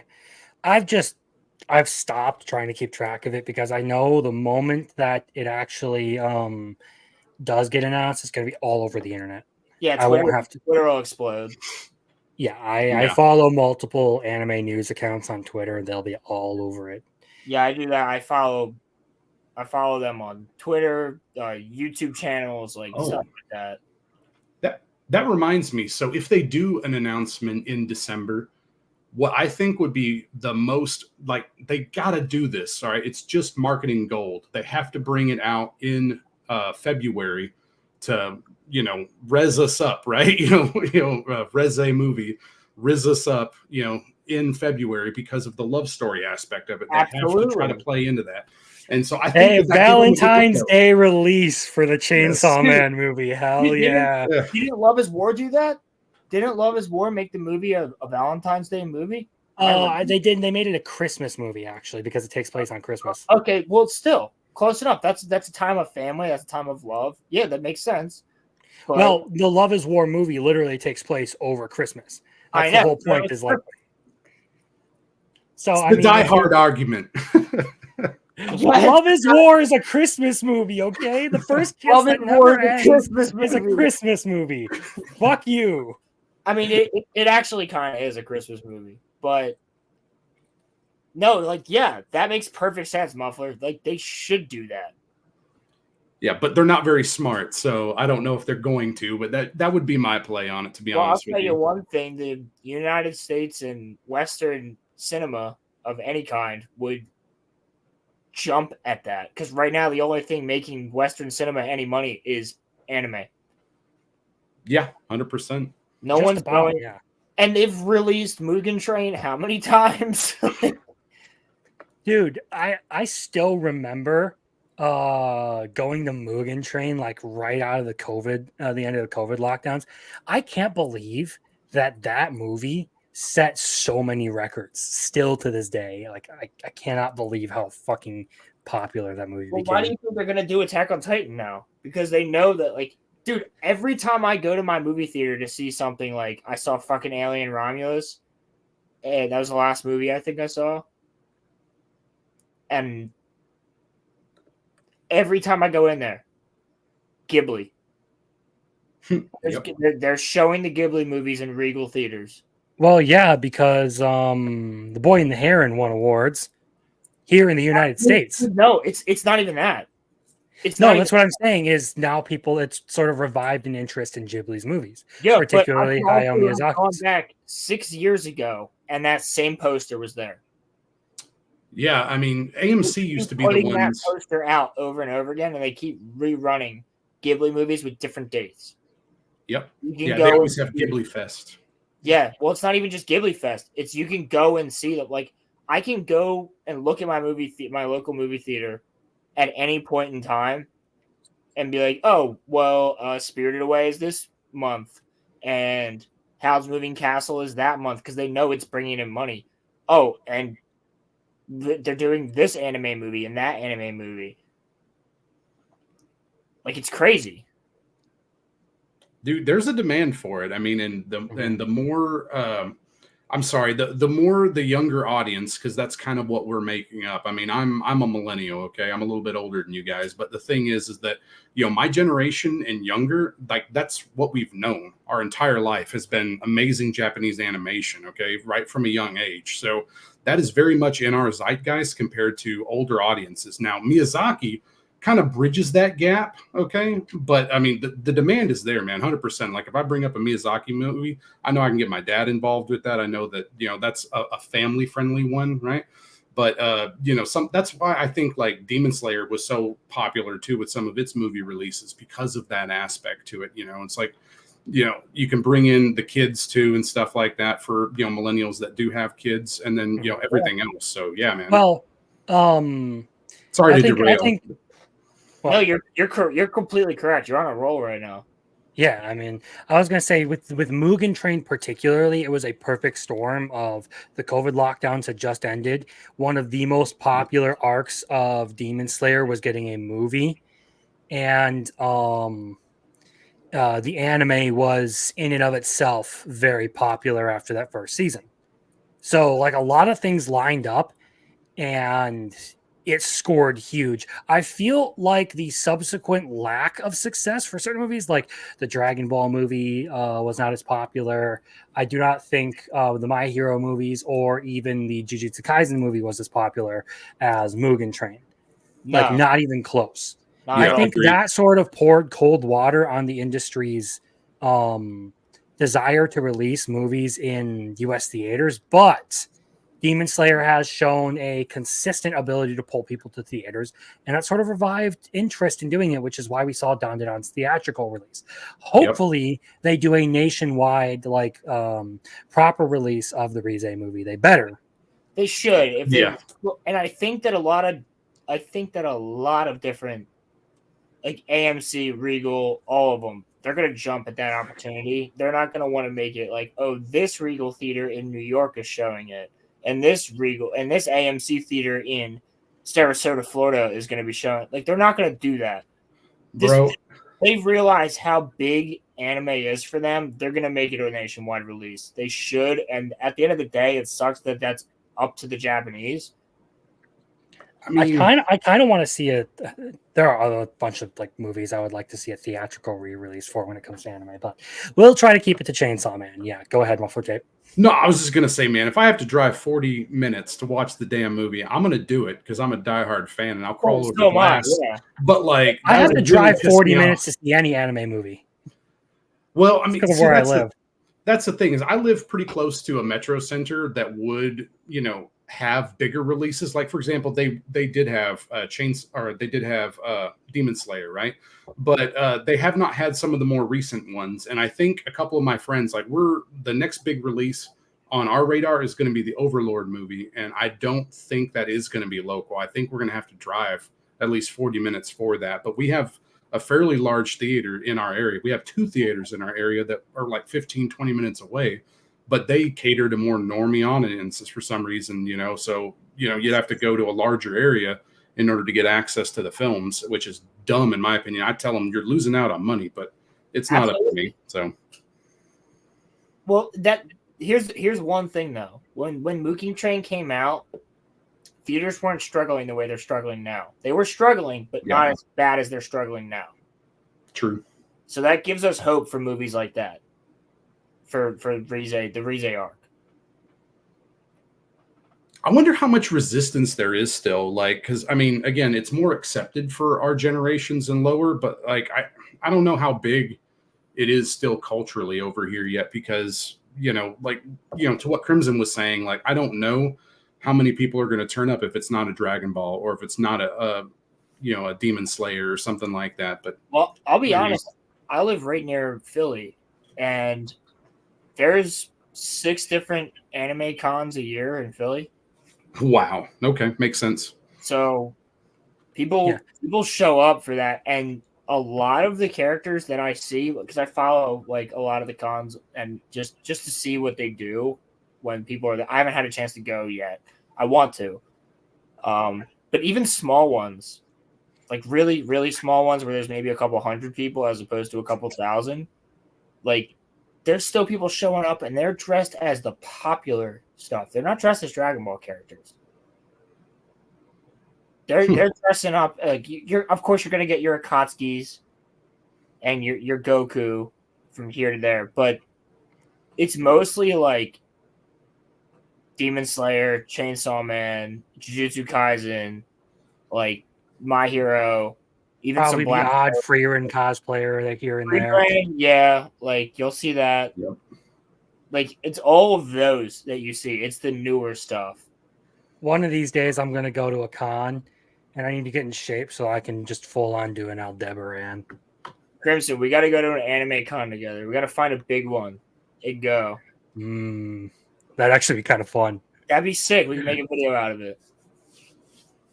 Yeah, I'll have to report back to you guys on that because I should be going to one in December over in OKC, and so we'll see how that goes out. I got about 15 or so people at least locally here that are going to be interested in going. So, I'm going to try and go to MegaCon in February, I think.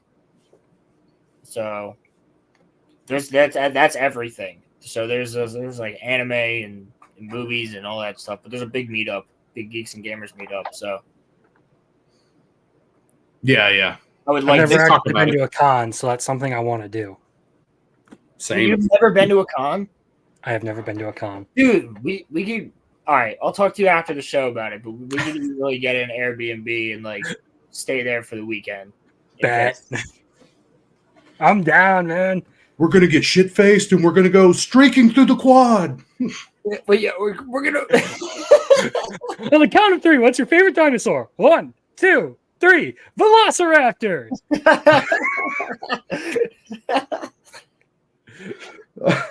Velociraptor is goated though. Yeah, Velociraptors are cool, but I was always more of a fan of the Deinonychus. Well, that's what Jurassic Park's Velociraptors are. In the book, though, they're the actual Velociraptor, and that's what makes them almost scarier because there's a fuck ton of them and they're small. No, if I remember correctly, Jurassic Park just used the actual Velociraptor. The Deinonychus are the smaller ones that are all feathery. No, that's the you're thinking opposite. Well, no, I mean there was feathered raptors. No, but the Deinonychus is technically a type of raptor. Yeah, but it's big. It's Utah Raptor. Utah Raptor is a dude. I'm a dinosaur fucking fiend. That's why I haven't said much. I'm like, okay. No, yeah, like I studied dinosaurs were my first love. Like I can tell you anything you need to know. Oh yeah, well, bitch, I play Ark. I had a friend that plays Ark too. Yeah. Yeah, the Deinonychus are the small feathered ones. You can look it up. Look up Velociraptor, the size of chickens. Are you thinking of a compy, you retard? No, I'm not thinking of a Compsognathus. Compsognathus are smaller. Velociraptors are the size of chickens. No, a Velociraptor is not the size of a chicken. Well, it's the size of a human. I mean, technically longer by a lot, but you know, like height wise. No, he's actually not that far off. No, I'm correct. No, what I'm saying here is Rolo's actually just about right. It's like 2 to 3 times the size of a chicken. Yeah, well, but it's much closer to a chicken than what people normally associate it with.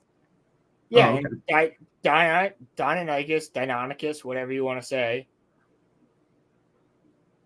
is what they used in Jurassic Park. That's the bigger ones.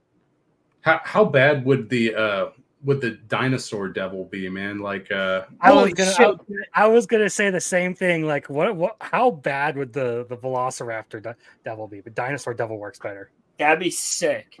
Yeah, that's so fucking cool. Dinosaur devil in part 3, please. That would be the coolest fucking devil of all time. That would be so bad. Yo, what? Yo, there has to be a dragon devil, right? Well, part 3 just gonna be all mythical creatures and prehistoric animals. Yo, Bigfoot. Ayahuasca trip continues. I'm telling you, man. The Bigfoot devil. That'd be sick. I'd contract with the Bigfoot devil. No one can ever find me again. What are you going to be, a hobbit compared to it? You're just going to have hairy feet walk around? Come on, man. No, you could disappear in the woods. I camouflage. If you go behind a tree, you just disappear. Only if you teleport. If you teleport, it's cool. If you just go invisible, then that's not as cool. Skinwalker devil? Depending on who you ask, Bigfoot is actually like an interdimensional being. Yeah, so I've had this conversation before. That's what my mom believes, anyway. I'm not kidding. I just think it's Gigantopithecus. Well, we have not seen. Okay, not to derail. I love that Gigantopithecus is just the scientific name for big monkey. Yeah. Noted. No, but we haven't seen Bigfoot yet in Dawn to Dawn. So one day, maybe there's still a chance that we get that explained. Oh, dude, I hope. Look, I am almost like convinced they are going to do Bigfoot at some point. I mean, the Subterranean's got to come back at some point. But they have to go to the United States for Bigfoot. Not necessarily. There are versions of Bigfoot all across the world. Yes, which is why Bigfoot's fucking real. Because there's the Yeti, there's Bigfoot, there's the fucking, what's the other one? There's the one from like Thailand that's like a smaller version of it, but it's all described as the same thing. I think you're right on that. Yeah, there are a lot of different versions of Bigfoot all across the world. So why would all these different cultures have like cave paintings and drawings of this fucking thing if it wasn't real at some point? Someone has performed a very, very elaborate prank on humanity. That'd be actually the most based thing in the world. But Our ancestors got together and was like, yeah, let's just mess with them like a couple thousand years in the future. everybody start drawing this, and everybody start drawing aliens that, as we know, It's like the drop bear. The drop bear. oh yeah, it's true. Well, the Greys. Every culture on the planet draws the Greys the same way, so it's like everybody got together and like some big like moot, and they were like, "Yo, all right, I know we're talking about war and all this other shit and the devils that are around, but yo, when you guys go home, just start drawing pictures of these alien looking things. Like they have round heads and like oval eyes. Just draw it. Everybody draw it. Fuck with the future." Like, Newsflash, they were just drawing Asians. that's how. Oh my. That's how humans first started fucking with the devils. They were like, "Well, fuck with the future devil by this." And thus Nostradamus had his powers, you know. Yeah, right. Oh, maybe he was contracted with the future devil. That'd be interesting. That actually, Because we don't know historical context on some devils. Like Kaiju number 8 explained that, yeah, these things have been around forever, right? But like, we don't know really the long term, you know, as far as devils, because they acted like they didn't even have a record of hybrids. They didn't know what to call hybrids and stuff like that. So I'm curious. what about like people fear like disappearances and disappearing? Like, what about like Machiavelli? How he just disappeared. He was never found. He was never killed. Like, I'm thinking of like all these. The author of The Prince? Like the author, Machiavelli? The real life Machiavelli. Yeah, the Italian. Oh, dude. That's trippy then. Yeah, I mean, well, you know, I mean, people could have a fear of that, you know, like a disassociation or separation, you know, like it could go into something I wanted to bring up was a theory in conversation. Sorry, go ahead. No, I'm just saying like the history, like there's so much in history in because we know that certain things in Chainsaw Man happen in our world because of what they talk about. Like certain characters exist, certain real life events have happened. Like, didn't they mention 9/11 in part 1? Of World War II and stuff like that, how the gun devil had parents and all that? The Soviet Union is still around in the late 90s because that's where the tank devil was, and that's in part 2. They explain that, but I don't know for sure, actually, to be honest with you. I know that the World Trade Centers ain't there, you know, like yes. I mean, yeah.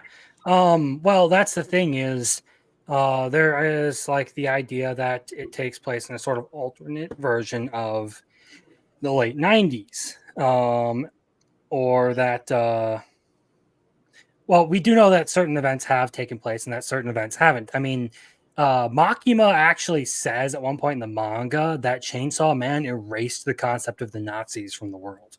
Yeah, that's true. She does say that. Yeah, that's what I was thinking of. Not the gun devil, but yeah. That's fucking wild. Mm-hmm. So, like, there are probably a lot of things that are just wildly different in this version of the world that we haven't even gotten to yet. Chainsaw Man killed Hitler. Figuratively, yes. That's Chainsaw Man versus Mecha Hitler. I'd play that game. I would play that game. Give me. They're fighting in hell. Give me Wolfenstein, but I'm Chainsaw Man. Wolfenstein, but the main character is Denji. I would play the fuck out of that. That'd be such a good game. Somebody make that. I'd buy it. Yeah, I'd buy it, dude. I would buy a Chainsaw Man beat 'em up in a heartbeat. Oh, there should be a Chainsaw Man video game. 100%. But what type of game would it be, though? That's No, the thing. make it first person, like fucking make it. Okay, you can either be in third or first person. But Doom. Make Yeah. it exactly like Doom. That's what I'm Eternal. saying. Or That's what I was just gonna Doom. say. Doom That'd be 2016. kick-ass. That's what I was gonna say. Make it like Doom or Wolfenstein, where you're just like you're just Rip and tear. yeah, dude. I almost feel like the new Doom game is gonna be very similar to that because it's Doom. The Dark Ages. Yeah. Medieval Doom. Bro, can you imagine the mods? Like, if we could get a mod for that game Where to you're incorporate Chainsaw Man. Oh my god! I'm making somebody money, all right?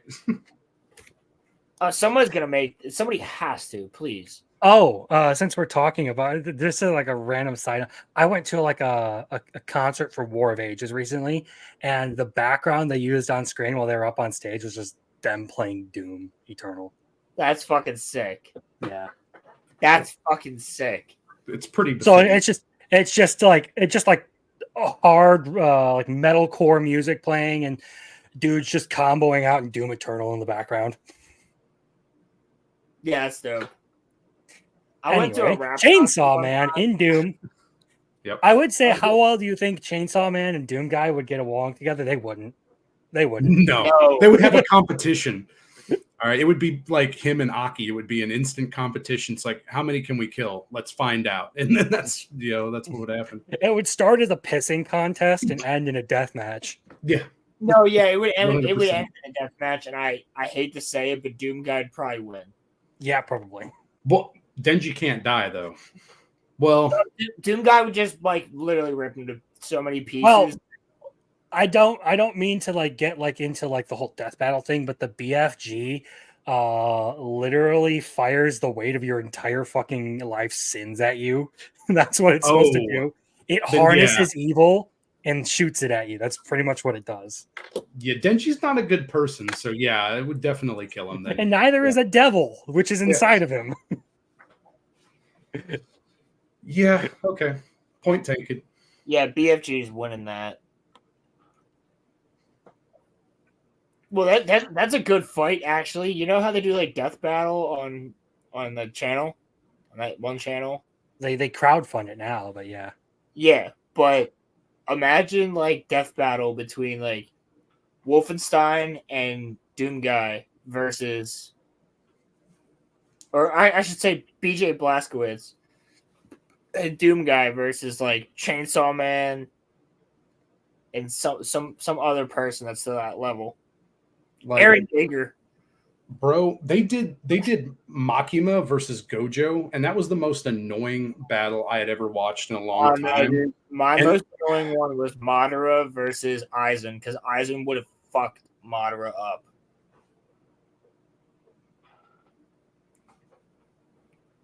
I could see it. I mean, but like my thing, like Gojo is a citizen of Japan. She rules him like he is her bitch. Okay, that's all I'm saying. Okay, she controls everybody in Japan. That's the whole point. I do not know how Gojo bypasses that immortality at all. Yeah. And also, on top of that, Makima has a perfect way of getting around infinity. Yes. So, and the other thing is with what they did with Madara and Aizen, they did not incorporate the fact that Aizen could just. They had like one part where Aizen was like, he changed reality, but they didn't have him to just be like, yeah, you killed me like 4 times. None of that happened. See, that one's a little bit more interesting to me, but this is not the stream to be talking about. Yeah, sorry. About Death Battle. This does bring up a good point. Something I did want to talk about tonight. Makima has to be one of the most vile antagonists ever put in a manga, if you ask me. Like up there with like Griffith, Show Tucker, that kind of stuff. Like downright evil. I don't think anybody's on the level of Tucker, but I would put Griffith above Tucker, to be honest. Yeah, Griffith's up there. But like as far as we're like talking about like the worst antagonists that have ever been put, like morally reprehensible antagonists, you have like Johan from Monster, you have Show Tucker, Griffith, and I think Makima belongs in there. Jason from Tokyo Ghoul also belongs up there. I've still only watched the first season of Tokyo Ghoul, so it looks like he got fucked up at the end of the season, at first season. So like I get it, like he's an absolutely fucking awful person, but I don't know how much of a player he is in the rest of the series. He's not, but What are you doing with your life? Finish that series, damn it. yeah, dude, that's what I've been telling him. I'm gonna start playing it. I knew because I Marco would like Tokyo Ghoul. He had to. What? Season 2's wild. Said I knew Muffler It Tape is. liked Tokyo Ghoul. Season. Oh, dude, when Glassy Sky comes on. Glassy Sky. I actually know that song because it's on my playlist. It's so fucking good, but you don't know the context. Like, Bro, like that series, man, I need to do a rewatch too of it. But yeah, like, why? Just finish it, please, for the love of God. There's so much good content. Okay, You so know, you will not while regret I it. am fucking around Yeah. in Minecraft, I will be watching the dub at the same time. Okay. All right. actually, dub's not a bad way to go. Agreed. Well, that's what I kind of have to do for like catching up on like my backlog is watch dubs while I'm doing something else. Well, the dub for Chainsaw Man is spectacular, or not Chainsaw Man, fucking Tokyo Ghoul. It's really, really, really good. So, yeah, I like the first season of Tokyo Ghoul, and hey, maybe that'll be another episode of Fictionology that we'll do at some point in the future once I finish that series. That would be fun. Yes. Yes. Sounds good. Yes, please. Mm. Have you seen the Devil Ape? The Devil Ape. You'll learn why they call me the Devil Ape. Such a shit talker, man. I swear. What do you guys even know about the Devil Ape? That dude immediately sounded like a professional yapper the moment he started talking. He's goated. Yeah, they are. I mean, they are legitimately like S class, or I think that's what. If I remember correctly. Triple S. Yeah, but like the power scaling gets so insane on that series. Like it gets wild. Like there's a big difference between. Anyway, I'm not gonna spoil anything. You got to keep watching, man, because things get really wild, especially in part 2. I mean, it's technically still season 1 in my mind, but those next 12 episodes, and then you go Tokyo Ghoul Re, which is season 2, and that has 2 parts of it as well. But yeah, anyway, yeah. Sorry. Right. It's fine. It's fine. These generally don't have much structure, so if we bunny trail a little bit, that's fine. We did a lot of talking about Chainsaw Man. That's all that matters. Oh, we can do more. Well, you got more? Yeah, I did. But go ahead. All right, bring it on. I don't really have anything else on my list of topics that I wanted to cover. We kind of hit everything already. Muffler, you first. All right, okay, you got it. So one of the things that I saw that was pretty interesting were theories regarding Pochita and the whole idea of the Chainsaw Devil and what that actually is. Is it really the Chainsaw Devil, or is it something else, or did a concept or something like that get mixed up with it because of his powers of being able to erase concepts from reality altogether?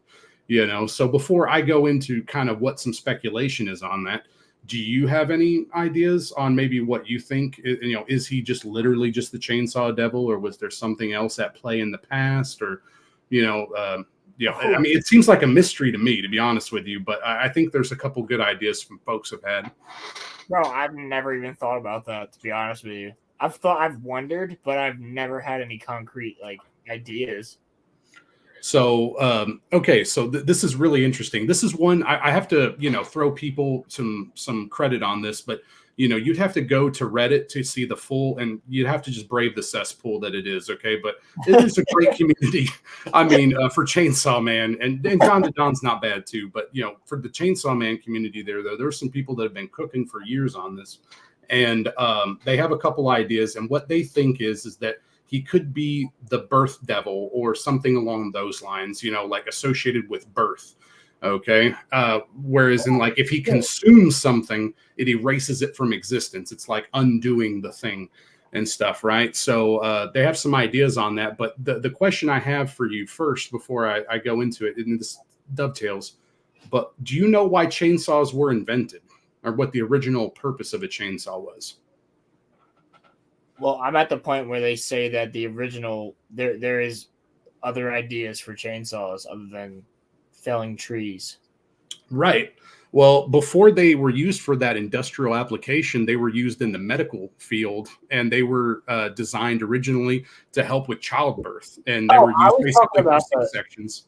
I was talking about the manga, but That's part of the theory, though. So like some people have brought that up, though, is that they were originally used for C-sections and stuff like that. If you look at it from a historical context, early 1800s. So there's a good chance that they're onto something. I mean, there's nothing concrete right now, but I think that it could be an interesting idea when you think about that. Is that it's this whole idea? I just want a friend. You're my friend, Denji, and this relationship he builds up with him, and he just wanted to hug somebody and stuff like that. He just wanted like connections in the world. Like, I don't know, man, they've got full write-ups on it, but I think that was just one of the most interesting and concrete examples with the recent chapters too. It's like, well, what is a chainsaw? Well, a chainsaw was originally used to help bring people into the world, so that's an interesting thing. Yeah. And obviously you would fear that because there was no anesthetic. Yeah, mothers would fear it. I mean, people today still fear, that happening to their body. And then you also have just as a child, like if you're unborn, that would probably freak you the hell out. Like the whole idea of being born is probably something that's a deep-seated fear that we just suppress and, we forget about, and stuff. So, I mean, it's pretty wild. You go from the warmth of your mother's womb to... That's why babies like cry and scream in the very, very first minutes. Yep, 100%. So, I mean, I thought that was really interesting, but again, that's just, a theory that some folks have had, and then, the other one was related to the more recent chapters that you're going to dive into. But yeah, so I just wanted to bring it up.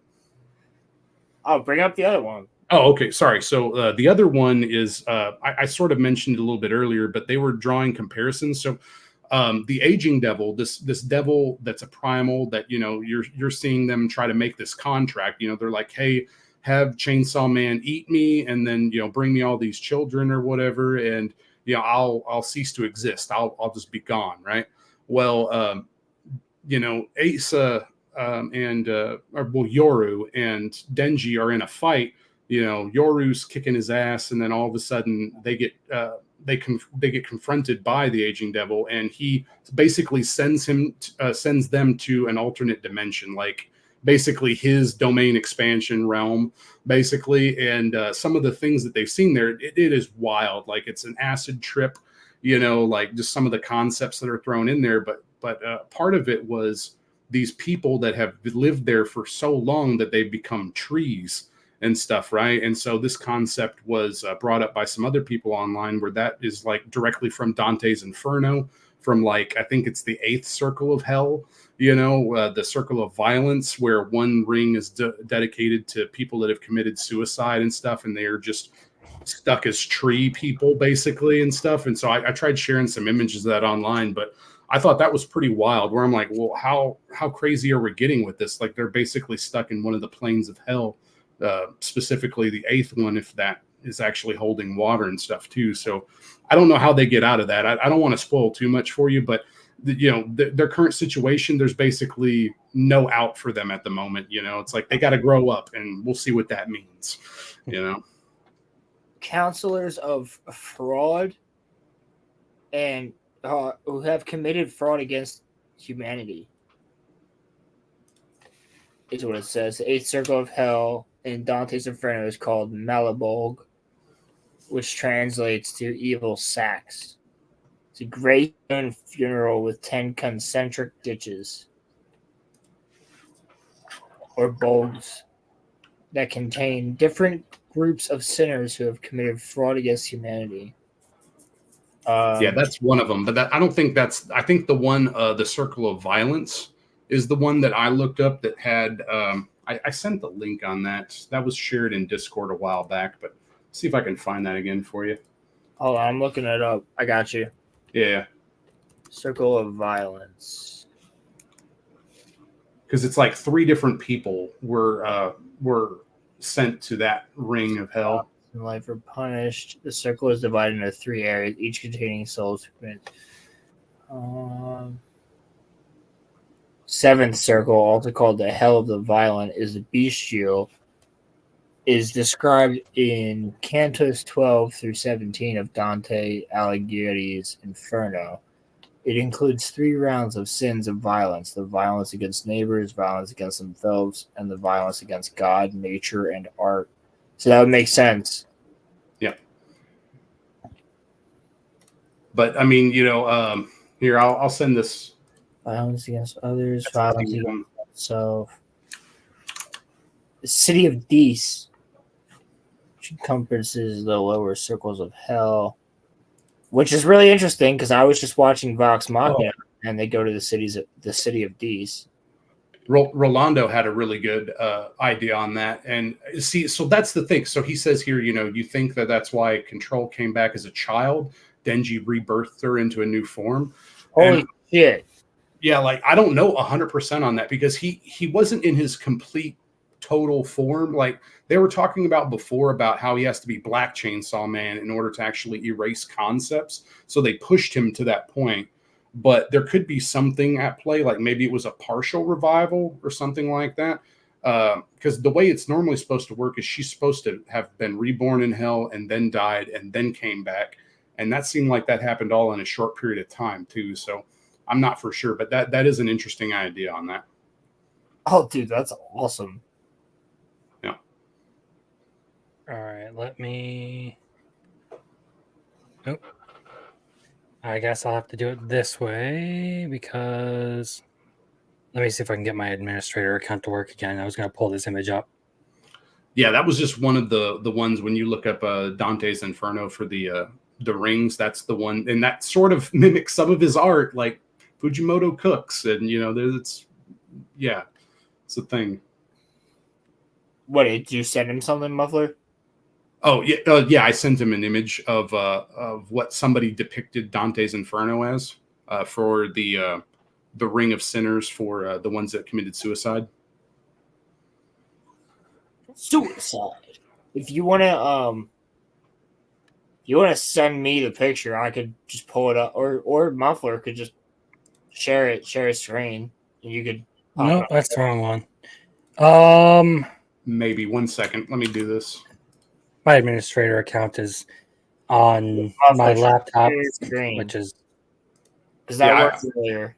I will just 1 second here. I want to do it with a browser that I do not have tabs on. So let's try to do that 1 second here. Oh, we won't see the tabs.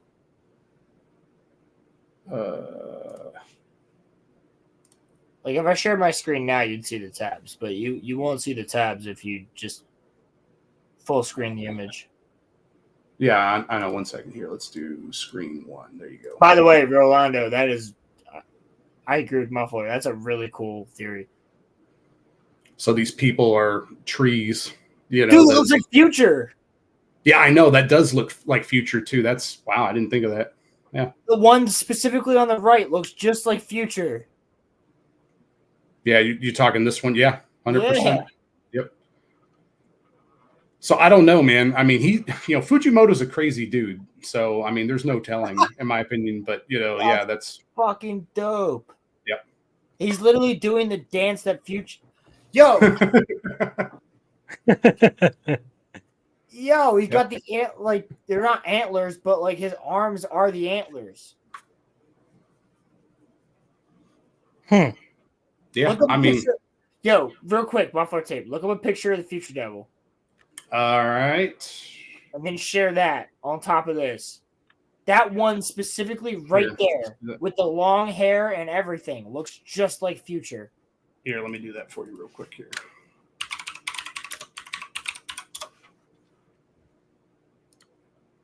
I think this motherfucker read Dante's Inferno. I mean, I think at the very least. What if Denji's just going through Dante's Inferno, but in real life? I mean, yeah, that I wouldn't put it past him. I mean, he's definitely going through trials and tribulations and seeing a bunch of stuff. I mean, it could be the divine comedy at some point, but I mean, he's got a long way to go still, I'm actually going to share the GIF of it because it's pretty nice. Yeah. Oh, wait, wrong one. Sorry. Let me try again.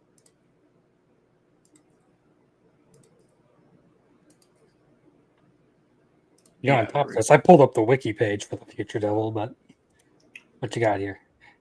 Yeah, the dancing. Yeah. And then, you look at that. So, dude, look at the long hair and everything. You look at it from a different angle too. So he just put the horns instead of on the hands. They're on its head. Well, okay. So this could go into something that Fujimoto has done with Fire Punch. All right. So one of his concepts, I don't remember exactly where I read this before, was he talked about the idea of a hero. And one of the things with a hero is like, he doesn't stop being a hero until either he chooses to not be one anymore or he dies. Okay. And so that could have some implications either way. One of them being like maybe he, dies because he doesn't want to live anymore. Maybe that breaks his contract with Pochita or something like that. Maybe you get some weird stuff like that. And that's kind of where we're getting with some of these illusions. Or it could be, where he, we talked about in part 2 where he wanted to quit in order to stay, with Nayuta and everybody else. But that's, obviously not what's happening. So. Yeah, I mean, I don't know, man. I mean, it could be a thing that they're definitely trying to push for. Yeah, he wasn't allowed to just be a normal guy.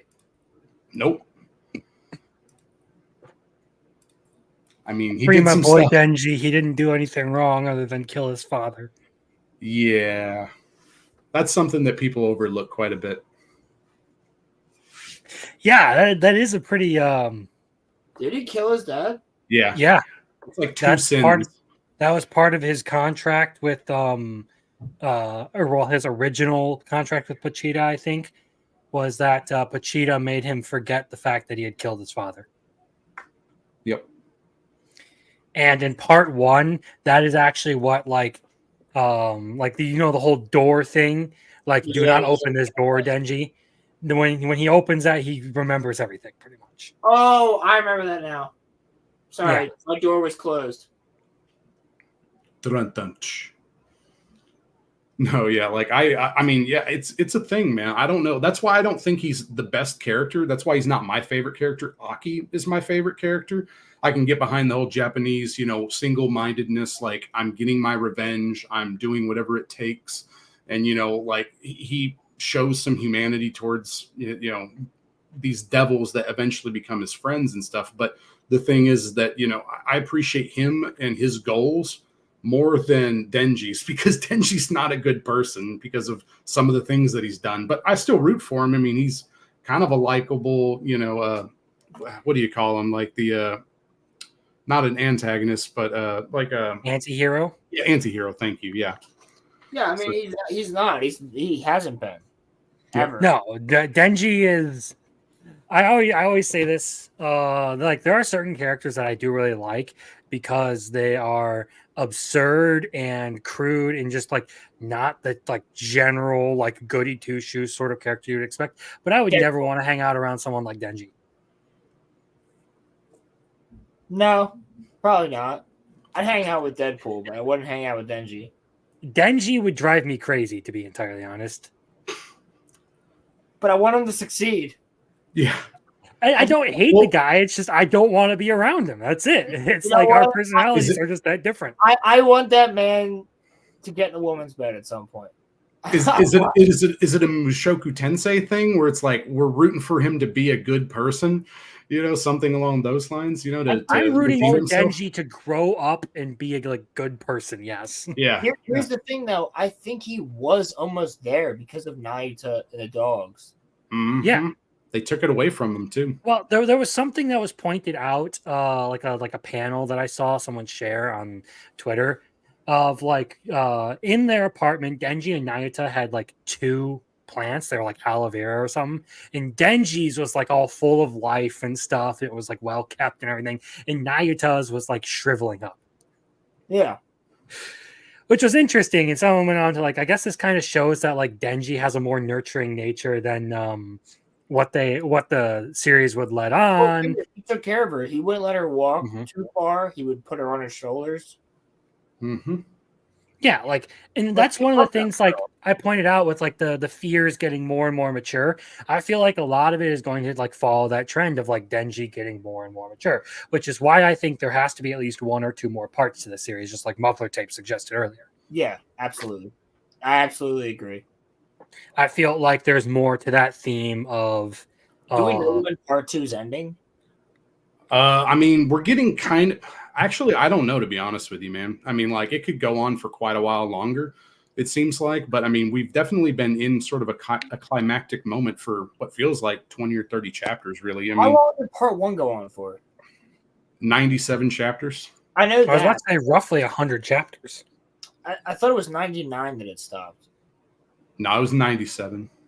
I know that only because I've been looking at it and my friends and everything. So Okay, so how long month-wise was that? Like, how many years? that was weekly, basically weekly. Because About 2 years. Yeah. Because he took a 2-year break and then he started part 2 in like, I think 22, if I'm not mistaken. So we've been going on for about 2 years now. Yeah. But he does not release weekly. You know, the 2-week devil's painful, like we're dealing with right now. So, The 2-week devil's so powerful. yeah. Same thing with the month devil. The month devil's powerful as fuck. I mean, but dude, sometimes he takes breaks, but see, that's part of the thing, you know, for how long the series is going to continue. Some people are saying that it's going to end like super soon. This is going to be the end of it. It's over. But Fujimoto has come out and said recently that, you know, he wants to keep writing. He just doesn't want to draw, you know. I mean, So what's the most caught up chapter? Like, what number? I think it's like 181 or It's a good question. I can pull it up really quick. Because I want to know how far I am, because I'm on 169. That would be chapter 181, would be the most recent. Yeah, I can finish this tonight.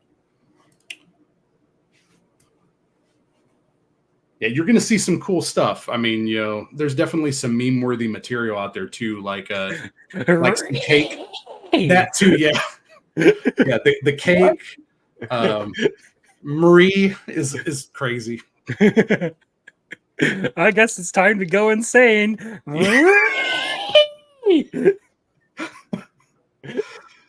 Without context, that's going to sound crazy because even with context, it's crazy. Like nobody understands. They're just like, I got done with that chapter. I'm like, am I tripping? Yeah, no, it's yeah, and then you know the next one too. I mean, dealing with the tree people and stuff as well. Like the aging devil is powerful, man, and it's very scary. Okay, like anyway. But so what I was trying to say earlier though was I was talking about how he doesn't want to draw anymore, you know, and you can tell like he has dips in his drawing and stuff depending on I guess whether or not he even has assistants right now helping him. You know, part 1 was so consistent and was successful because he had so many great assistants helping him during that period of time too. You know, and most people forget about that. But you know, like you talk about the assistants associated with him, you're talking about like Endo, which may have been just Fire Punch, but you know, you have you know Yukinobu Tatsu, which is Don to Don, like he was through part 1 as well. You're talking about the author of Hell's Paradise, you know, another one too for Centuria, you know, so like he has a lot of really talented people that have helped him in the past. Centuria is a fucking banger, by the way. Shit, actually, I'm on 175. You're definitely going to get done with it tonight then. That motherfucker removed mouths. Yes. He's reading it right now while we're streaming. He's like, wait, what the hell are these guys talking about? No. I'm listening. I was like, I've read the rest of like those 2 panels that I had, and I was like, oh, octopus, mouth, something, and bitterness.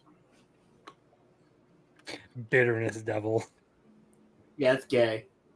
Hey, man, I want my coffee to taste like coffee, damn it. I don't like coffee. That's un-American, sir. Are you a British? You like the tea instead? I love how even Chainsaw Man himself no longer has a mouth. No, I Yep. just drink orange juice. That's what I drink. Touche. No, but yeah, I mean, and that's funny too. It's like, well, how is he going to spit something out then? You know, he doesn't have a mouth. Oh. Yeah.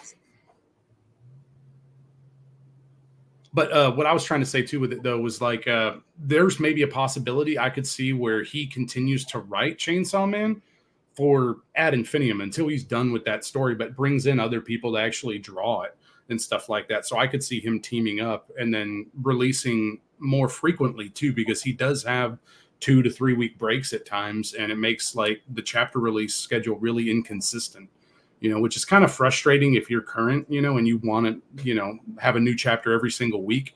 You know, Don spoiled me on that, but I could see him still doing something, you know, with the story. I don't think it's just going to end in part 2 by any stretch. I caught up with Don right in time for the 1 month break. Yep. None for you. No doubt that. But yeah, I mean, that is one of the things I've noticed is like it feels inconsistent with the chapter releases.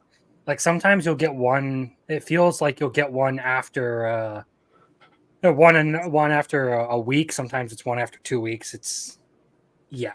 And look, I get it. Like the life of a mangaka ain't easy. Yes. Well, So I mean, like I would rather the guy take his time than end up like why am I blanking on the name? The creator of Yu Yu Hakusho and Hunter x Hunter. No, not Takashi. 1 second. No, Togashi. Togashi, okay. Yeah. Togashi is not in good health. So I would rather the guy take his time and just like do the series as he can rather than break himself down trying to like keep up with the demand.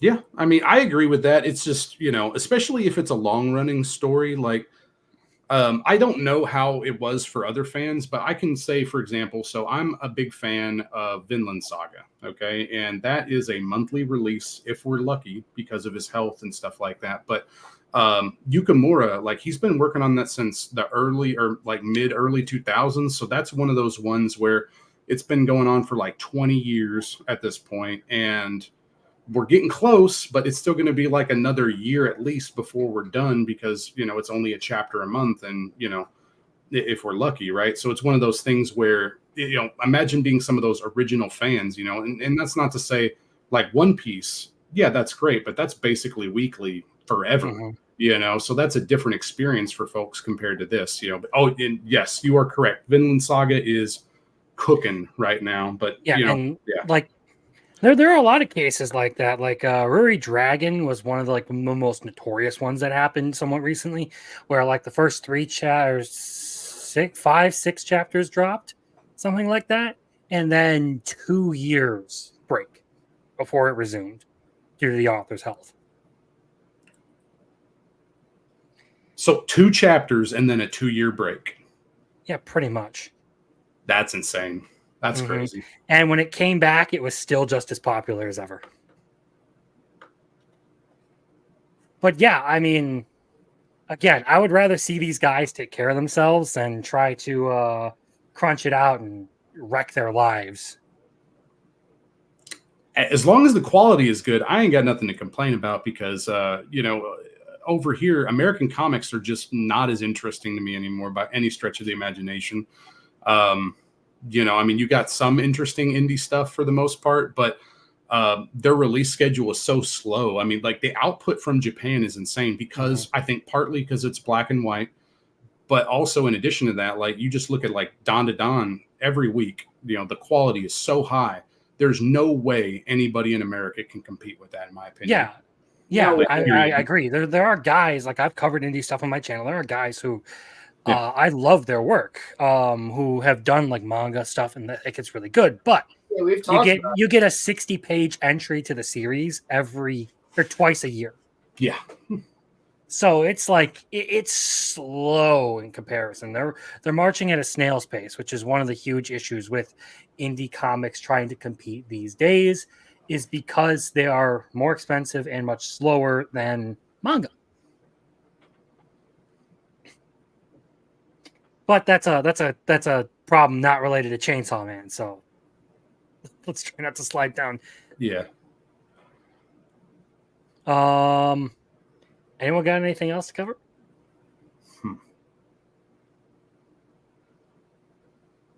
All right, for that. Oh, little I got one. I did You read got it one? forward. Do you think by the end of part 2 that Asa / Yoru is going to get killed off, just like everybody else that Denji grows even fondly, close to in any stretch of the imagination? I don't know what he's going to do with her, man, but as a character, but like there's a good chance that she could just end up getting killed too. Just like I expect her to die, but I hope she doesn't. I hope she doesn't. Yeah. Yeah, that's where I'm at too. I'm in agreement with you guys on that. Like, knowing the way that the series goes, I expect her to die, but I'm really hoping that she doesn't. And I feel like there is some hope for that, considering what I've sort of like given my interpretation of Chainsaw, like following that pattern of maturity for Denji. I feel like the next step would be like that sort of committed relationship, right? So it would make sense to have her around for that, because she's someone he's at least like grown close to, and especially after all of this insanity, you would think that there would at least be something there for them, right? Especially considering they're both like from like very similar circumstances, where like they've got no one else other than each other at this point. Narratively, it would be more compelling in my opinion, because the more that is built up, the more it's going to hurt if he decides to take that away from his audience.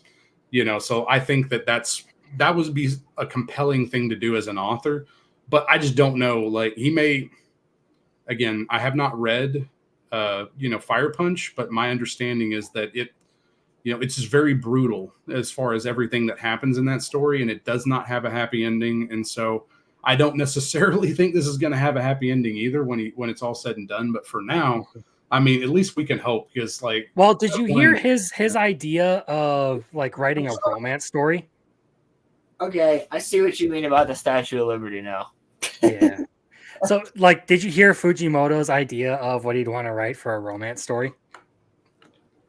You We mentioned talked it. about this. We talked about this. Yeah, like the harem manga, where at like all like where two of them the guy and the girl get together, and then all the side chicks kill themselves and come back as vengeful spirits.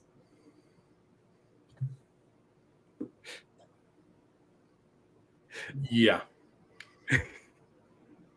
So knowing that that's how Fujimoto operates, I'm just like, I know it's going to be painful either way. It's just going to fucking suck. But here's the thing, okay? So I think that him just turning into a writer rather than an illustrator and a writer could allow him to do all these other crazy freaking ideas that he has, man. I think that could be very liberating. And I would be willing to read that. I would give it a couple chapters, okay? Like, I would give that a chance to see how insane it's going to be, because you could only imagine how twisted in how these souls could like try to torment them in unique and horrible ways and stuff like that, man. I mean, I think it would be pretty awesome, but yeah, it's messed up. No, I'm just saying that in context of like Asa surviving part 2. I know it's gonna hurt. It's gonna suck no matter what.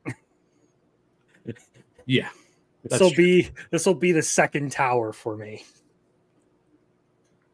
Oof. Oof, that's all you can say. For that one, yeah. They've hit the What was second the tower. first? Oof. What was the first of the Twin Towers, man? Everything. Oh, the whole okay. series is the first tower, okay, man. Point Part 1 was the first tower.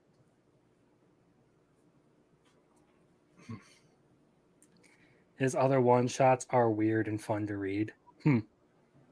I'll be interested in the movie when the Look Back movie comes out, and then I bought Goodbye Airy for a friend, but I didn't actually read it. Unfortunately, I just bought it for them because I knew it was critically acclaimed, and they like Chainsaw Man Part 1. So Goodbye. The Look Back movie isn't out in the United States yet. I thought it was.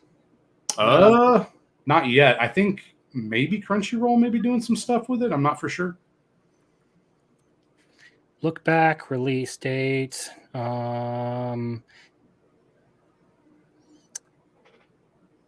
Okay, that's the manga movie.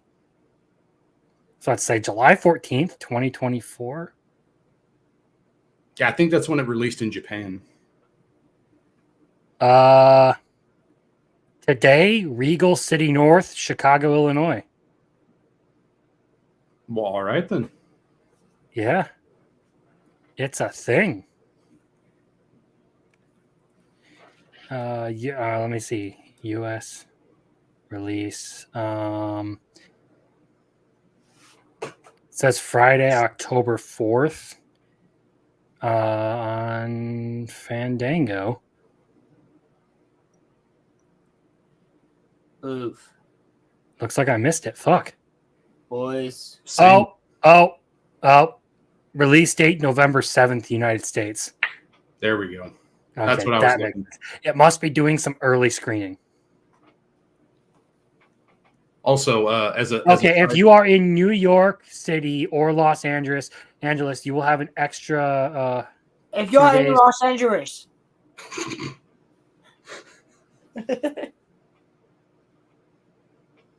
You want to go fuck yourself, boy? You want to go fuck yourself? if you're Sit in on a New sit York on a City cactus, or you Los stupid Angeles, goofy bitch. So, Rolando, what you were saying on that about Reze, just the one thing I would say is that if he takes away Asa, he has to give Reze back, okay? He has to give this man a damn break, all right? That's all I can say on it. It's got to be one or the other, okay? Because that's the thing. That's the thing with Rizzo. Like, she actually did like him. She's just twisted, but, Well, she's an acceptable twisted. She said that she had to do what she was doing. She didn't want to do it. She didn't want to take his heart. But she wanted his heart. Which is what makes it so fucked. Well, dude, like you're getting caught up right now, and how insane Yoru is for wanting him, like, and the fact that her emotions get so mixed up with Ace's is absolutely funny for one, because she acts impulsively and like. I actually just caught up during that last conversation. I can only get to 179. Manga Plus. I'm using. So say what never I'm mind on that November 7th. It was October 4th was supposed to be the release date. I'll put in private chat what I'm using to read it. All right. He's using Hentai Haven to read Chainsaw Man. Brave man. Oh, dude, it's wild. Wait, there's not a lot of sex scene? Pause. You could just use the official that I just linked to you, and if you go there, they've got all the more recent chapters, and that's official means too. Yeah, and you can read for pretty much free there. I don't pay anything. Oh, well, that's awesome. Yeah. I mean, you only get charged if you want to reread an entire series. Then you have to pay for their subscription. Otherwise, your first read through of a currently running series, it's free. Oh, I'm gonna do that, dude. Yeah, so you can catch up on Dandadan that way. I need to catch up on Oshinoko, even though it's about to be ending soon. Bro, you're gonna have to do profound for Chainsaw Man. Did it two different? What was that? Oh, man, there it is. Yeah, you're gonna have to do a retrospective on Oshinoko, depending on how it goes, man. Because I'm not looking forward to the next couple chapters. Is all I'll say. I've seen the spoilers, and I'm thinking we're probably gonna get something. But to the chapter that I'm on. Oh, 179. Yep. Yeah. I think the direction of the last couple of chapters might be a fake out. If it is, hey, that's cool. Okay. But if it's not, I can respect the artisticness of it. It's like, oh, we're subverting expectations and all that fun stuff, right? But I Fuck will subverting never. my expectations. I want the story to end the way I want it. Yeah, I've had enough of Disney's bullshit with subverting my expectations. You can subvert this dick, okay? What I'm trying to say though is that I'm just never going to read it again or be very Right. interested in watching the anime. It's like going to be watching a car accident. It's like, well, I know how this ends. It doesn't end well, you know. So yeah, but I agree. I agree. Yeah, I will still try and I'll probably catch up on it regardless, just because I like So the series. Can I keep reading it like from here? Yeah, you can read if the most recent 3. Yeah, so the first 3 chapters and the most recent 3 chapters you can read as many times as you want. Yep. Yeah, but like if I catch up right now to the most recent chapter, like Yeah, if you have the app, you can still read all of the chapters at least one time. You know, if you're logged in, I imagine it may give you access as well. But that's the thing. You know, yeah, you can keep reading it. Oh, yeah, and they let you know when it updates. So next Tuesday is going to be the new chapter. So you can just get back into it and you can access the chapter. For free. Yep. Mm-hmm. That's how I keep up with it. Fuck. So if I send myself this link, yeah, it's got an app for your phone, or you can just go on your computer. What if I just use Google on my phone? You could maybe do that way. I mean, yeah, it just wouldn't look as good in my opinion. Well, if I'm like reading it like before I go to bed, like it would be. Yeah, if you're against downloading an app, which I can respect quite a bit, actually. Yeah, I mean, it should be serviceable for you. It's not even in the search history. Last thing in search history is Dante's Inferno.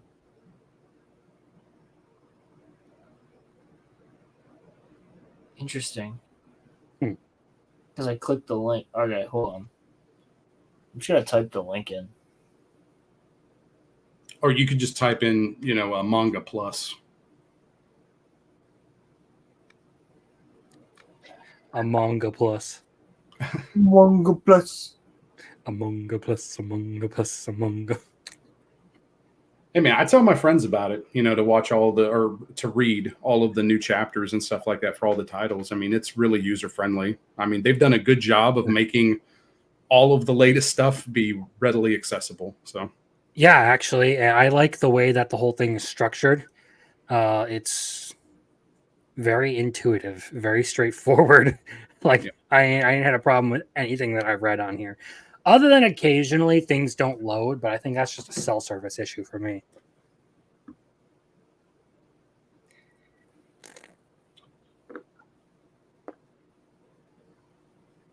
Oh, I got it. Found it. So while you're catching up there, I guess. So I guess favorite characters, like I don't know. I mean, I think we kind of mentioned that earlier, but I'm not for sure. Like Crimson, what's your favorite character in the series? I'm not even right now. Just straight up. What? I'm not even gonna catch up right now. I'm gonna save these 2 chapters. Okay. Okay. Straight up, my favorite. Ooh. Honestly, if I had to say a character that I really, really liked, I'd say Power. Yep. Okay. I love Power. Like, not even like best girl, but just as like a character, she's always been so fucking fun. Like in the manga and in the anime, just 100%. Yeah, I mean, she is definitely the funnest character, and her being like the Eric Cartman equivalent of this series. I've never made that comparison in my mind. Holy shit. That's true, though. He's right. They actually talked about that. He drew inspiration from Eric Cartman's character, and he's like, yeah, that's where Power came from, the idea for her. So you're just going to see him respect my authority. I am Power. Yeah, stuff. Yeah, dude, there you go. My younger brother does an insane Eric Cartman impersonation. It's weird. It is weird. Your younger brother does a lot of insane impersonations.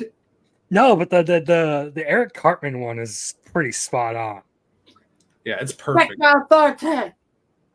Well, she's always spouting off stuff, like she is not intelligent at all, but she acts intelligent, like she's a very endearing character, especially towards I mean, one thing I'll say about Fujimoto is that he can draw a character in many different ways. And so her evolution of just going from this like haughty, very unintelligent character that, you're just thinking, wow, she's just crazy and a loose cannon the whole time, to where she shows this more vulnerable side after, the whole situation with darkness is concerned. Mm-hmm. And then everything after that, like that was so nice to see until the birthday cake, and so you have all that, character evolution, and then Fuck just the birthday cake. bye.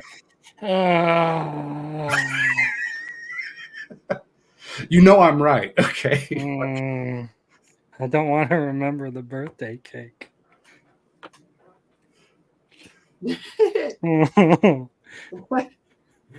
Anyway, Kobeni's car. Yeah. Kobeni's car is good. Number one character. No, but I would literally say like the irony of this series is like my top 3 favorite characters are all female. It's Power, Himeno, Kobeni. That's awesome. Yeah. I mean, I love how inclusive you are, Crimson. I just like anime titties. Shut the fuck up about inclusivity. I'm kidding. You're correct. No, honestly, I think my 3 favorite characters. Are we talking about just season 1 of the anime, or are we talking about farther than that? No, we're just talking about like in Chainsaw Man in general. yeah. I figured anyway. That's what we were talking about. All right. Well, Kishibe is one of my favorites, He's cool. Yep. as well as I love Quan Chi. Lesbian sex scenes, huh? Not even just that. Just the He fact. he wants to watch. No, just the fact that none of them have they're all like demonic ass fucking creatures. Halloween. But It doesn't matter. I know you're a freak. It has nothing to do with this. Roman's right hand tells me all about it. But the badassery of Quan Chi as a character. Like when she shows up, you're like, oh shit. Like even Makima was afraid of her. I mean, Like Makima was like, don't let Quan Chi and fucking Kishibe get together. Because we'll be fucked. Like towards the end. I went thumbing through, and the fact that like they had so many different villains through that International Assassins arc, like it was insane. But I just didn't remember any of them until I thumbed through it again a second time. The only one I could remember was Quan Chi, but like you had like Santa Claus or whatever. I was gonna say the one I remembered was Santa Claus. Oh, Santa Claus was sick. Yeah, and then you had like Typhoon was one that was part of that arc too, kind of. I forgot that Typhoon was part of that arc. I thought Typhoon was part 2. No. Drowning was part 2 in the aquarium, right? No, the aquarium was Eternity again. Yeah, that's right. Yeah. Oh, you're right. Mm-hmm. And then Falling right after that. Yep. I don't know. Honestly, I think my favorite characters are like Kishibe, Quan Chi, just for like her pure badassery and shit. And then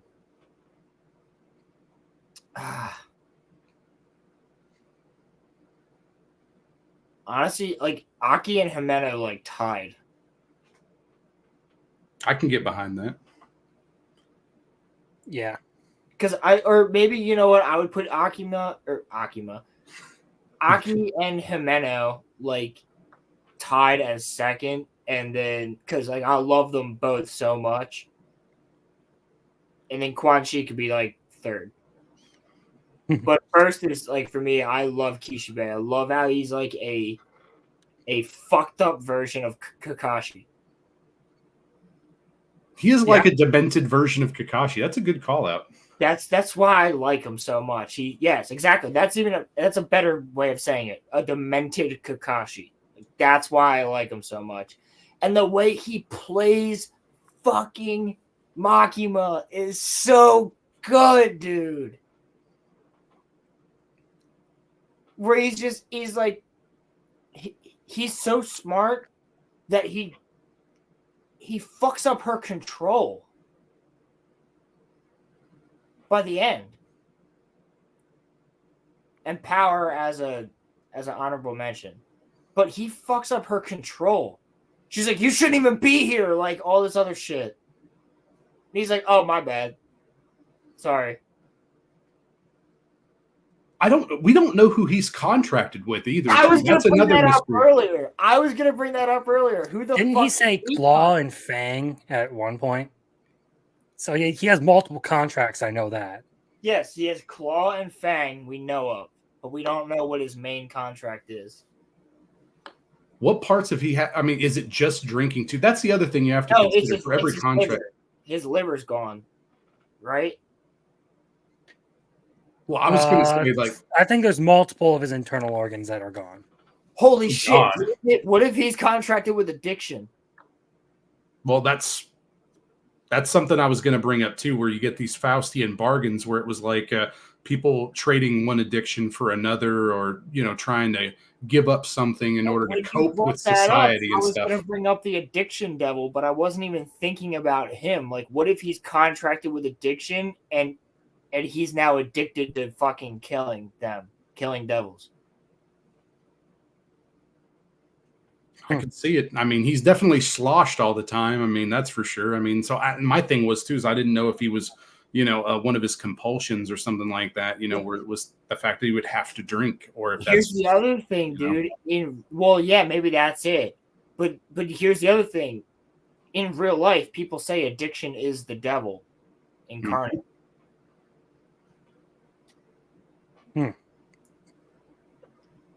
But that's the thing, though, is like people get addicted to things in order to cope with life. Like, I mean, a lot of times that's the case anyway. Like, I mean, if you're an alcoholic, maybe you're drinking in order to deal with your problems, your depression or something like that. It doesn't necessarily always help. Obviously. But people fear being addicted to something. They're like, I'm not addicted. That's why people say, I'm not addicted to that. Well, I think Muffler Tape's interpretation of it is a little bit more accurate to this, because I feel like it would be a little bit more in line with everything I've seen from Chainsaw Man to have some sort of meaning to it. Like the idea of using these addictions to cope with all these things and all these devils having their own like representation, I guess, of life aspects. Like I've brought up with Falling Devil over and over again with the suicide thing. There's a bunch of other stuff in there that like you can probably associate some sort of meaning of life in there. Well, no, I agree. But what I'm saying is every time you confront an addict, they're going to say, I'm not an addict, because they fear being called an addict. So the addiction devil would be pretty fucking powerful. When you have an intervention with somebody, they deny it. Yeah, denial of their current circumstance. Yeah. So that could be like Aki's situation where he refuses to leave, because he is addicted to trying to find and destroy the gun devil, and it brings about his destruction. Dude, the addiction devil might high key be one of the most powerful fucking devils. Well, I don't know if it would, because I think people fear addiction in a different way they fear stuff like other things. It would be a pretty power. It wouldn't be a weak one by any means. It wouldn't be like one of the insect devils or something like that. It affects your entire persona, because everybody then looks at you as an addict. So therefore, you don't want to accept it. Acceptance is part of it. There's also one other thing I just remembered while we were having this conversation that hasn't quite been addressed yet, I don't think. The duplicate Chainsaw Man. Oh shit. Yeah. Fake Saw Man. Yeah. Like I feel like that's a huge thing that's going to need to get resolved here in Yeah, they kind of just dropped that in part 2. So like, are we all convinced that the dude who's been like following Denji around trying to convince him to stop being Chainsaw Man is the fake Chainsaw Man? Yes. I thought it was him from like day one. Wait, yeah. I need to make sure I'm keeping track of some of these characters. So I thought Yoshida was the one that was following him around. The guy who's like trying to or the bandana kid? No. It's the one who works for public safety who is trying to convince Denji to stop being Chainsaw Man. The one who Okay, also yeah, that's Yoshida, I think. okay. That's Yoshida. Yeah. Yeah, I thought he was contracted to the Octopus Devil. He was. Okay. But octopus are also able to like camouflage and change their color and appearance. That's true. That's true. That's so fucking true. Pete. And Killed the octopus devil though. we also can't rule out the possibility that he has multiple contracts as well. Yep, that's true. So I mean, he's the most likely candidate, but at some point I feel like we're just going to get bamboozled. Yeah, the way some of these devils, their representations are just weird, man. Like with the fire devil and stuff like that too. Like it's just crazy how some of that, their representation of it is. It's so yeah. I could see it being anything, man. To be honest with you. But I mean, that is one huge plot point that I think is going to need to get wrapped up here and then before part 2 ends, because it's something that's been mentioned at least twice now, like the end of the Justice Devil. Oh, Justice was wild. I forgot about Justice too. Yeah, agreed. so it's heavily implied that it's not Denji who shows up at the end. And then with the Falling Devil, again, it's implied that it's not Denji who's there.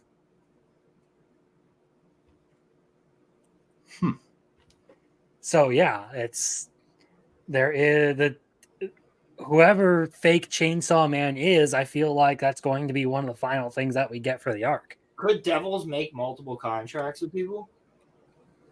Well, the Fox Devil did, so yeah, I could see that. And wait, did it? Yeah. Mm-hmm. But the only reason it was- Denji can transform into Chainsaw Man is because he has the Chainsaw Man. So he has Chainsaw Devil's heart. Yeah, but was the Fox Devil? Who else was it contracted with? One of the newbies. Like, so if you go back, you could read it or watch it. But when they have that bar scene, where the infamous vomit. There during that scene, they were talking about the different. Oh, the other guy.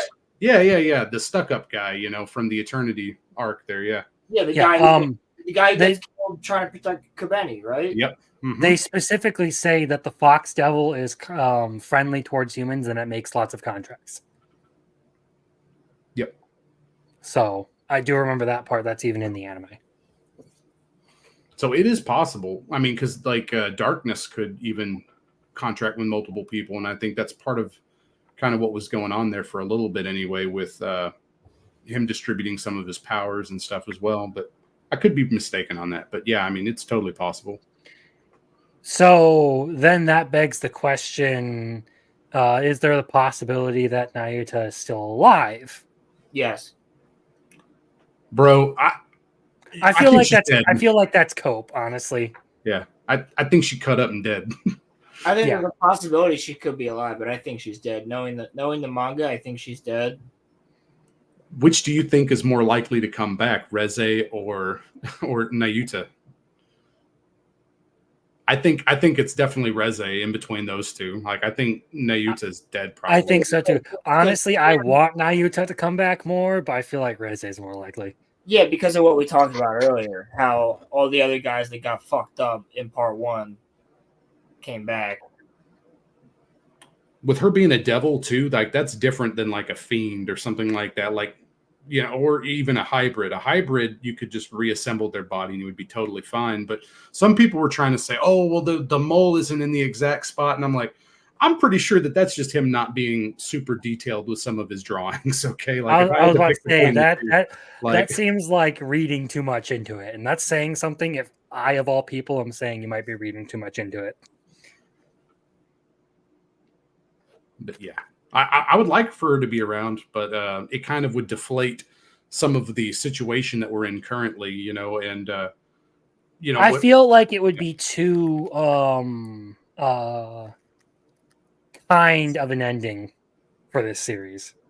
It would almost feel out of place. Yes. I could see her coming back at the end of part 2. And that's kind of like the jumping off point for part 3. But how would he even get her back if that was a fake body? Okay, for example, where is she for one, and two, how would he even get her back? Like, because I mean, you're in the last 2 chapters, so you saw him say, hey, it's time for you to grow up or whatever, right? Yeah. Okay, yeah. So they're trapped in wherever they're at now. So like that's still a thing too. So that's the most pressing issue right now. And I don't even know. Devil has them in a whatever type of trance. Yeah, the you could say domain expansion. That's maybe an easy way to say that. They're in his world now. And I don't know how they're going to get out of that. Like, there's a couple theories. Like, I mean, I think that it could be something closer to the It novel, where maybe they're going to, grow up emotionally and accept one another and do some stuff along those lines. I think there's a likelihood that could be it. It could be something else entirely as well. I don't know. But, yeah, that's currently where we're at. Like, your guess is as good as mine. They're going to fuck so hard they break the wall. Sick. War's going to destroy that universe. It's all good. At least Benji got jacked off. Oh wait! No, that's not the kind of thing I had in mind. No. What else did you have in mind the way you said that? Not Denji getting pegged, that's for sure. Oh, well, yeah, no. Ah. Knowing that fucker, he might be into it, though.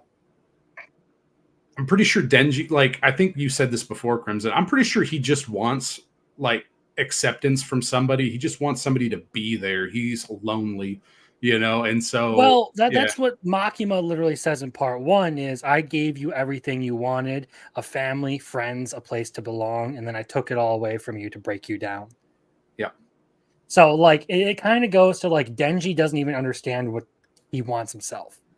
And she never even showed him her tits. Hey, man, she gave him a handy, okay? I was about to say, she did touch his pee-pee, though. She didn't give him a handy, though.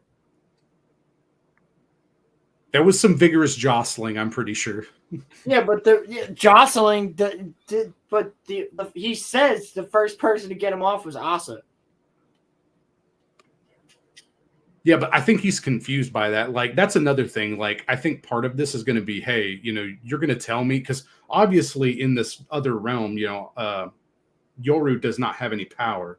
So it's going to come down to, maybe her fully explaining her situation about being, I don't know, a Jack and Tyler Durden situation, like Fight Club. And then like, hey, I've got this devil inside me. Sorry that she's been trying to kill you or something, like. I think there's going to be some different things that are going to come out on this. Yeah, but Asa actually genuinely likes him. Correct. Well, actually, both of them like him, but they like different aspects of him. That's true. And I don't know why. Like, they still have not fully explained why the different horsemen of the apocalypse like him so much. I was sitting in the doctor's office yesterday reading this, and I was like, I need to like turn my phone. Because Asa's got fucking nut in her hand. Like, I'm like, and she's like fucking playing with it. I'm like, what is going on? Bro, did you even see the absolute insanity that chapter caused on the internet when it dropped? The memes. Dude, I still have my little femcell memes on my phone and on my computer. I can find them and send them to you, dude. My little femcell. Well, yeah. Yes. I mean, she's actually one of my top 3 characters, okay? Asa, Yoru, because you want a hand job from her too, huh? No, she's a good person. She is a good person, but she did kill that chicken. Justice for Bucky, I think, or yeah, I don't even remember. It wasn't her fault. Someone tripped her. Give her a break. Oh yeah, she fucking like crushed the chicken. Yep. Mm-hmm. Fuck that chicken. I don't give a shit. Fuck that chicken. But no, I mean, so that's Fuck that monkey. There we go. Yeah. No, but that's why I like her, because of that whole dichotomy of her personality and constantly being at war. Like, she's very complex, and the fact that she has this femcel energy is absolutely next level funny, you know, like, because it's, you hear it so much from the other side, but to see that embodied in a feminine character is very funny, you know. And I think she's a good match for Denji because of that, you know. I mean, he has his own issues and stuff, you know, so I agree. yeah. I agree. I Mhm. also think it's kind of hilarious that, like, They're both fucking retarded, and it's going to be glorious watching this unfold. yeah, basically, He'll think I'm a slut. you won't care if you are. I He love gets how Denji. like he is chaos on wheels, and she is like the absolute epitome of having every I dotted and T crossed. Like when like they're on the date in the aquarium, and she's got like everything, like every second, absolutely planned out. When she goes into the autistic scree about the aquarium and stuff too, you're like, what? Yes. He just has this dumbfounded look on his face where he's just like, what did you just say? It's so good, dude. But no, yeah. So I definitely think she's one of the best characters of the series. So with him building her up that much, though, like, it would be a shame to lose that level of a character I in agree. part two. So Mhm. And I really hope at the end of all of this, part 3, part 4, part 5, whatever, I hope Denji's happy at the end. Like, I hope that, like, certain characters just get not get what they deserve in a bad way, but like get what they like just need for their character. Like, Denji needs somebody like Asa to be his right hand. You know what I mean? what if the whole series is just him actually conquering? Fuck up, But- Kirk. I see you, dude. What if it's just him conquering the 4 horsemen of the apocalypse, and then he has a harem at the end, and it's like, no, each of you serve me now, and then yeah, end of discussion. Chainsaw Man harem ending. Now that would upset the internet. 100%. I would be down for it though. I mean, yeah, I'd be down for it. Pretty fucking based, but I mean, well, that's just, you know, a riff off of what you were saying on it. Like, I could see that, because I mean, you know, yeah. I could see the two of them just controlling everything. What's the deal with Fami though, too? That's the thing, like, because it's very clear Yeah. that Asa, you know, and where Yoru does not care about Denji, like, where she wants to kill him, like in the other world, like, it was very evident. She tried to kill him multiple times, and it just was like, oh, I guess I don't have any powers. But the whole one that's pulling the strings, you know, like Yoru is like, Didn't he take her powers when he wiped out the Nazis? That's why there wasn't another big war. well, I'm talking about them being trapped in the Aging Devil's realm. So, you know, when they're in there, she's trying to kill him, and she has no power and stuff. And so she's kind of like lost it for a second or two there, you know. But the thing is that, you know, Fami is the one pulling all the strings on all this too. So it's like, obviously she's trying to do a power play using her dumber sister who's easy to manipulate, you know, and stuff. So I honestly don't know what the end on that is as well. Like, I'm very curious what Fami has in store. I've never once trusted Fami. Not even Neither. when she's talking about like, well, I want to save the human world because there's all this great food. I'm like, shut the fuck up. I don't trust you for a bit. I don't trust you for a second. Dude, also when they're on the subway or the train, and she just doesn't answer, and she just goes, "I like you," or whatever. Like Denji asks, it's recent. It's like chapter 160 something. Yeah, she's been silent. Like, she has not been talking a whole lot recently, you know, like, she's definitely, you know, just like, hey, you guys do your thing. Don't pay attention to me. I'm just going to sit over here silently as this all unravels. It's sort of a Makima power play, to be honest with you. You go to 168 for a second. Is this the one? No, 168's the one where Denji busts a nut. The Evangelion moment. Evangelion moment. My little fem cell. think it's even a lower chapter than that. It's like 165, maybe. Yeah, between Nayuta's death and them going to the sushi restaurant. Yeah. So they're on the train. Yep, that was right before the restaurant. Yeah. And then Fami says, if we defeat the real Chainsaw Man and transplant a human heart into your body, you can become an ordinary human again. And he goes, why do you know all about that? She just looks at him. He goes, do you seriously, he goes, do you seriously believe this shady chick? And she says, Asa says, but she helped me rescue you.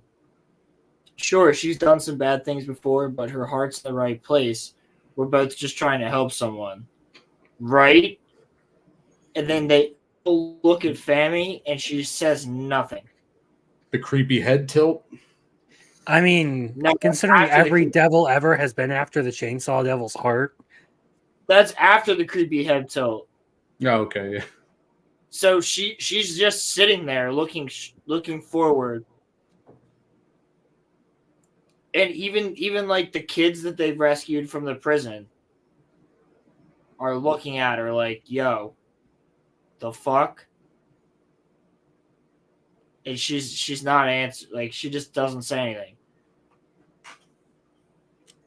Man, the more I Yeah. think about it, the more this part's going to have to continue for a while, man, because they've got to get out of the realm. Then after that, then they're going to probably have some confrontation with the aging devil. And then after whatever happens with that, like they're either going to change the world fundamentally, or you still have to deal with Fami, and you still have to deal potentially with Yoru if she decides to freak out again whenever they're outside of the realm and stuff too. Like there's just way fake too much Chainsaw conflict. Man, the Death Yep. Devil itself. Yep. Yeah, I don't even I wouldn't be surprised if we're not even halfway through it yet. When do they mention death? Well, they don't. They just mention the prophecy, as far as Right. I'm aware. Well, When- Fami says that the Death Devil is coming. Oh, That's why okay. she's doing all this. That's like way early though, right? Yes. That's why I don't remember it. Yeah, that's why I don't either. It's really early on, and they basically talk about using the future devil to see that like something's going to happen on a specific date. Yep, I remember. Um, That, 97 or 98. I remember that fucking with me back in the time. I was like, holy shit, this could be fucking wild. But I've read so much since then that I'm like, I don't even fucking remember that. Yeah, so like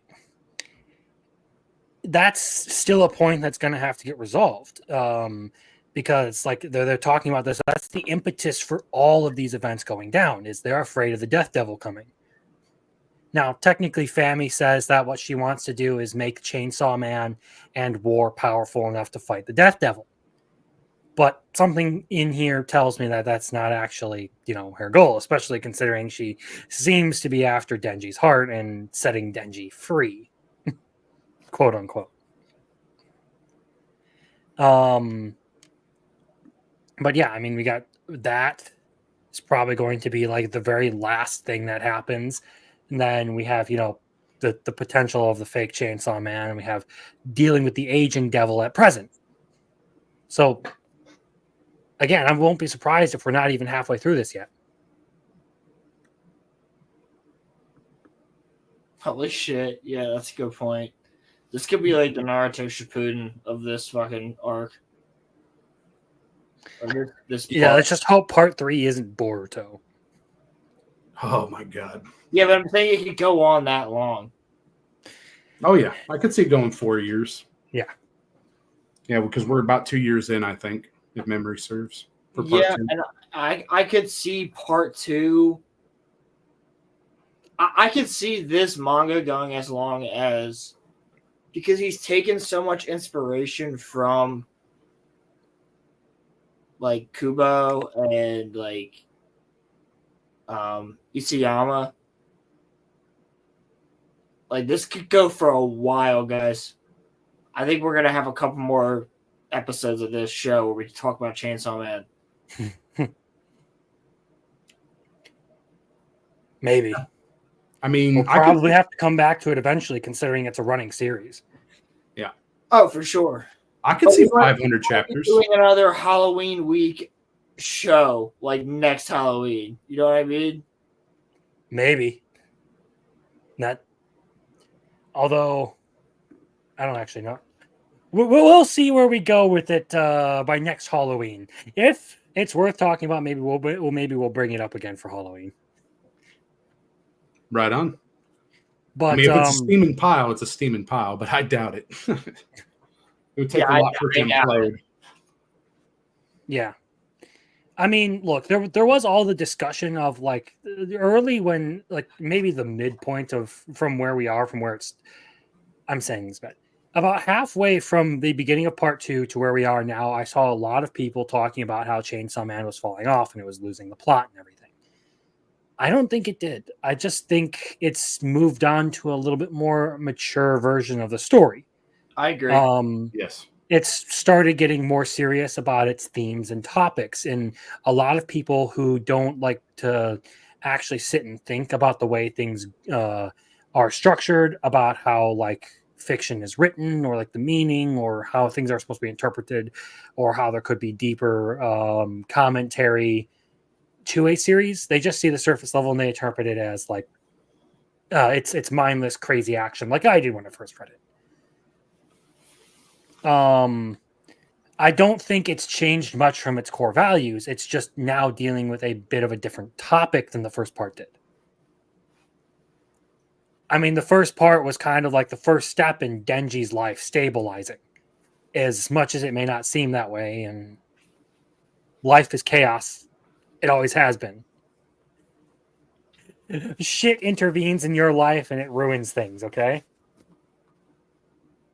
You're just going along, and then a Makima shows up. Yep. Yep. Now, some people would absolutely enjoy a Makima ruining their life. Not me. I know some people. But, I know some people too. Yeah. I know at least one. I live stream with at least one. Oh, is he really a fan? No, he's not, but He would be. yeah. I mean, that dude would probably let Annie crush him. I know he'd let Levi kill him. I'm judging that person on that statement. That's funny. Watch a couple more shows, Muffler, and you'll understand. Yeah, fair enough. You're good.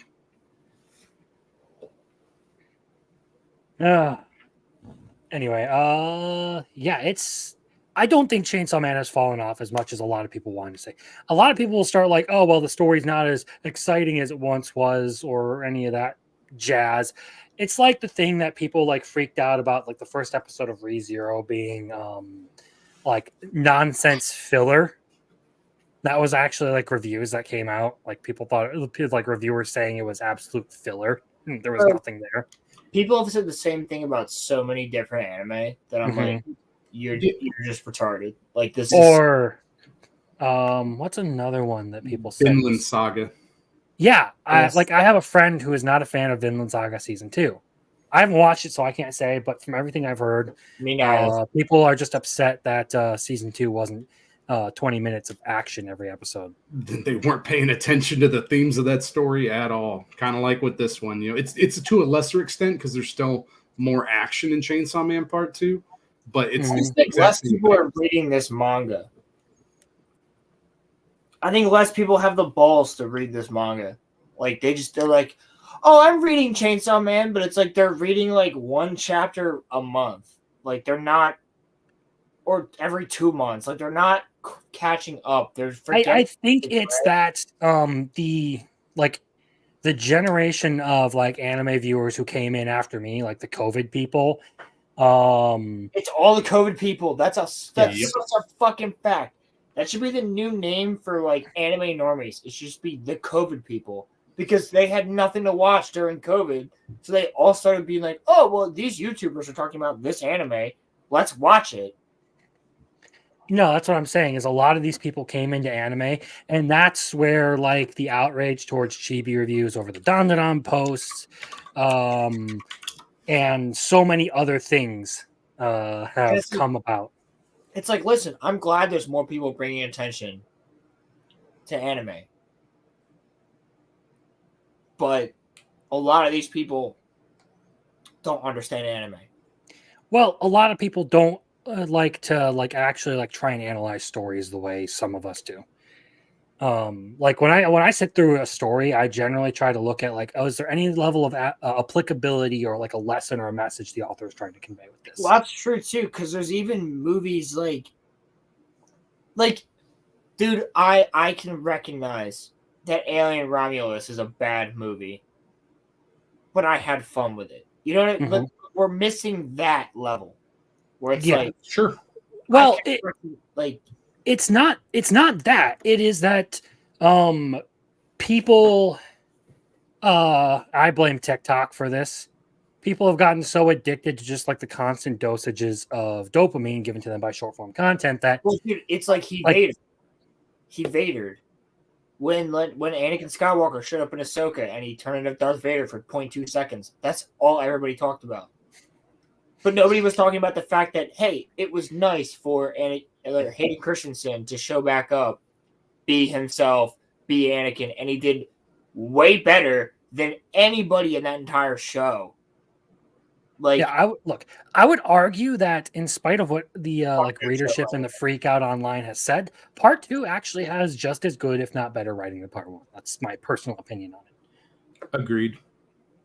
I think that it just has a bit of a slower start because he has to introduce the dual antagonist, or protagonist, sorry, of Asa. So it has to take a little bit of time to build her character up, get her into being a compelling, story. And then they bounce off each other really well, so it becomes a way more developed interaction compared to even it took a while for Power to fully evolve. It took a while for the interactions with Aki to fully get there too. It just takes some time. Yeah, the difference with Power though is she was bombastic and funny right off the bat. She was just crazy, right? Right.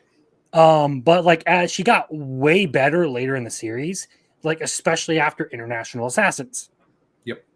Once you started seeing the full spectrum of the character, it got a whole lot better. Same with Asa. Asa has gotten so much better as time has gone on.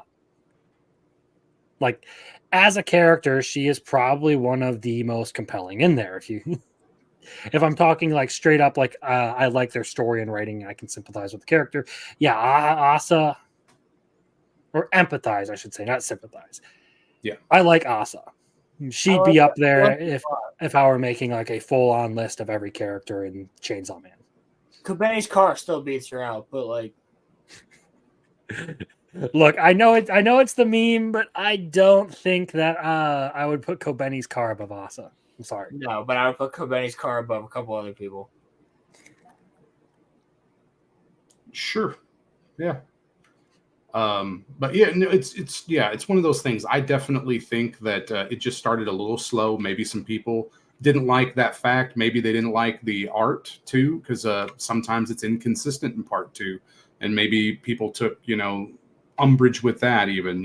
But it's going to be fine. I mean, if anything, the current arcs, the current storytelling that we're in right now are incredibly compelling, and I don't feel that it's going to slow down until we're actually done with part 2. And that could last for a very long time. So yeah, I'm with you on it. I agree too, and I didn't have a problem with it, and this is probably because I got to binge the first 15, 20 chapters of part 2. Mm-hmm.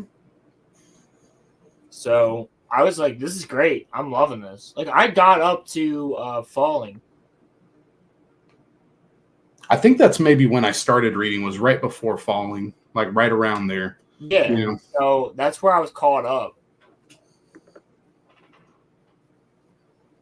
I remember people simping over her. Jeez.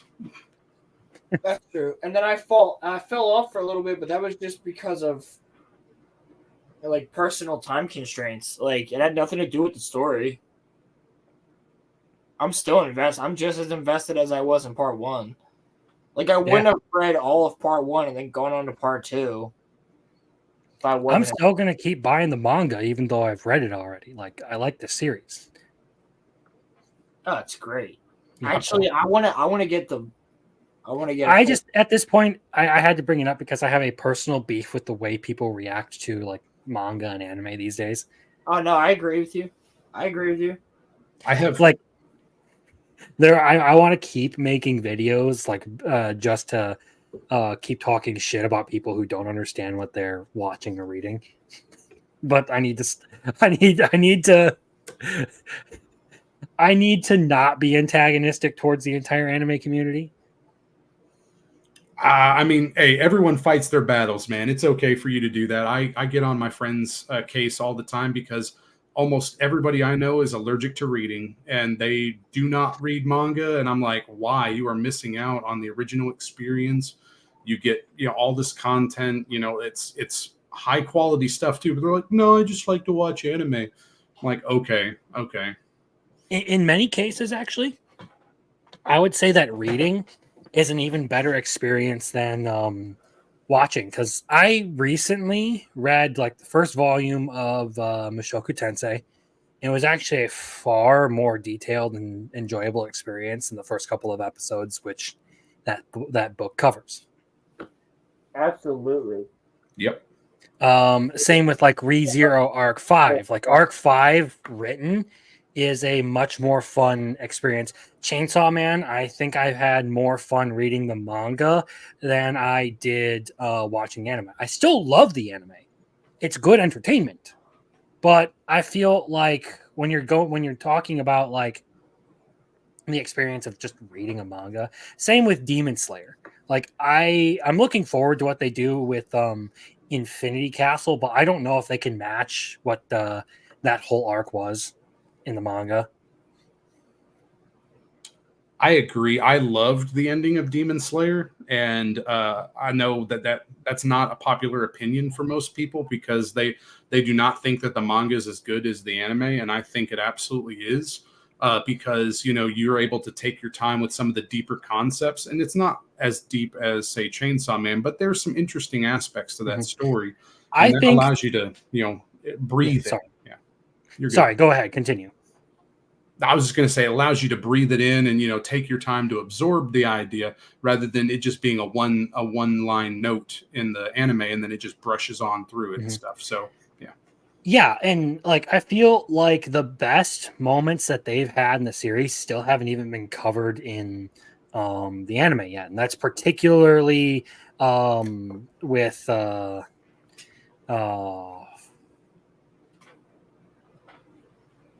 Akaza and Zenitsu in this upcoming arc. yes. Those two characters in particular, those two stories are perhaps my favorite parts of the entire series. Don't get me wrong, Rengoku will always be my favorite character of the series. Just because he is like the one true hero out of everyone in the Demon Slayer Corps. Yes, I can agree with that. Like he is the one guy who didn't have a personal reason for getting involved and still did anyway. I think because of the story elements from those three movies when they release, I think that people should be buying stock on Mauricio. I guess is how you would say that. The mist Hashira. Like I think that he is going to skyrocket in value. As far as people appreciating his character even more than the most recent arc. But I agree with what you're saying on that. No, what I'm saying is the development of Zenitsu's character in that one fight is everything that he needed throughout the entire series. He annoyed me up until that point, just because I think I've mentioned this in the Discord and stuff. Like it drove me crazy that he constantly had to have the crutch of being put to sleep, and then he was just like a coward who would run away. Yeah, but we're getting off track from fucking. He has the best moment. We could call it that. I agree. 100%. Like that character annoyed the hell out of me. So yeah, it's like stuff like that where like people will watch like Demon Slayer just for the action and all that, right? It annoys me a little bit that like people will only look at the surface level and they won't like look at they won't like think about what they're consuming, right? Which is why, like, sometimes it annoys me. Like, okay, why do people like Arifureta so much? That's not, or like other isekais that I'm sitting here like, I don't get why this is so popular. And then I look at it and it's just like, okay, well, it hits some like surface level notes that generally make it appealing to people who don't want to sit and think too terribly much. Not to like insult anyone who's just that's going to be insulting either way. Whatever. It's just like when I think about like watching or reading something, I can't help but start to like think about like the messages and the applicability and the themes that the author is covering, because that's the way I personally write. Is I come at it from like the point of a theme or a message that I want to convey, and that's where I start going from and building off of that. So those are the kinds of things I generally start to think about, which is why Chainsaw Man has been such a mystery to me for a long time. Like my initial impression was it's chaos and just surface level stuff and fun, and then it stuck with me. And I was sitting there like, why is this? I feel like I'm missing something. I feel like I'm missing something. And the more I read it, I felt like I was missing something more and more and more. I wish more people would do that. 100%. There's a time for junk food, and there's a time for a home cooked meal that you enjoy with your friends and family, and that's exactly what Chainsaw Man is. It's one of those deeper experiences compared to just junk food. So yeah. Did you say something, Rolo? I said absolutely. He's wearing his GIMP mask. It takes him a second, man. Just shit. I'm trying. You're doing a good job. Better than me, man. I didn't even put myself on camera this time, so we're cool. Yeah.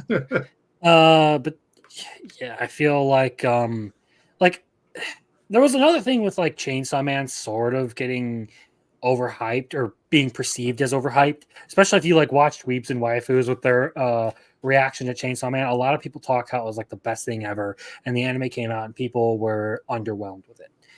I feel like that's just a part of I don't want to say media literacy because that feels wrong, and I fucking hate that term, media literacy. But I feel like it's one of those things where it's a combination of difference in tastes between people and not thinking enough about what's being done or what's being presented to you. I feel like Chainsaw has kind of suffered with that with the last part, with people talking about how it's lost the plot, how it's fallen off, how it's not as exciting anymore. Well, I feel like it's been just as good as far as character development and writing and all of that stuff. It is still the same Chainsaw Man, in my opinion. Absolutely. Yep. Like it hasn't skipped a beat for me.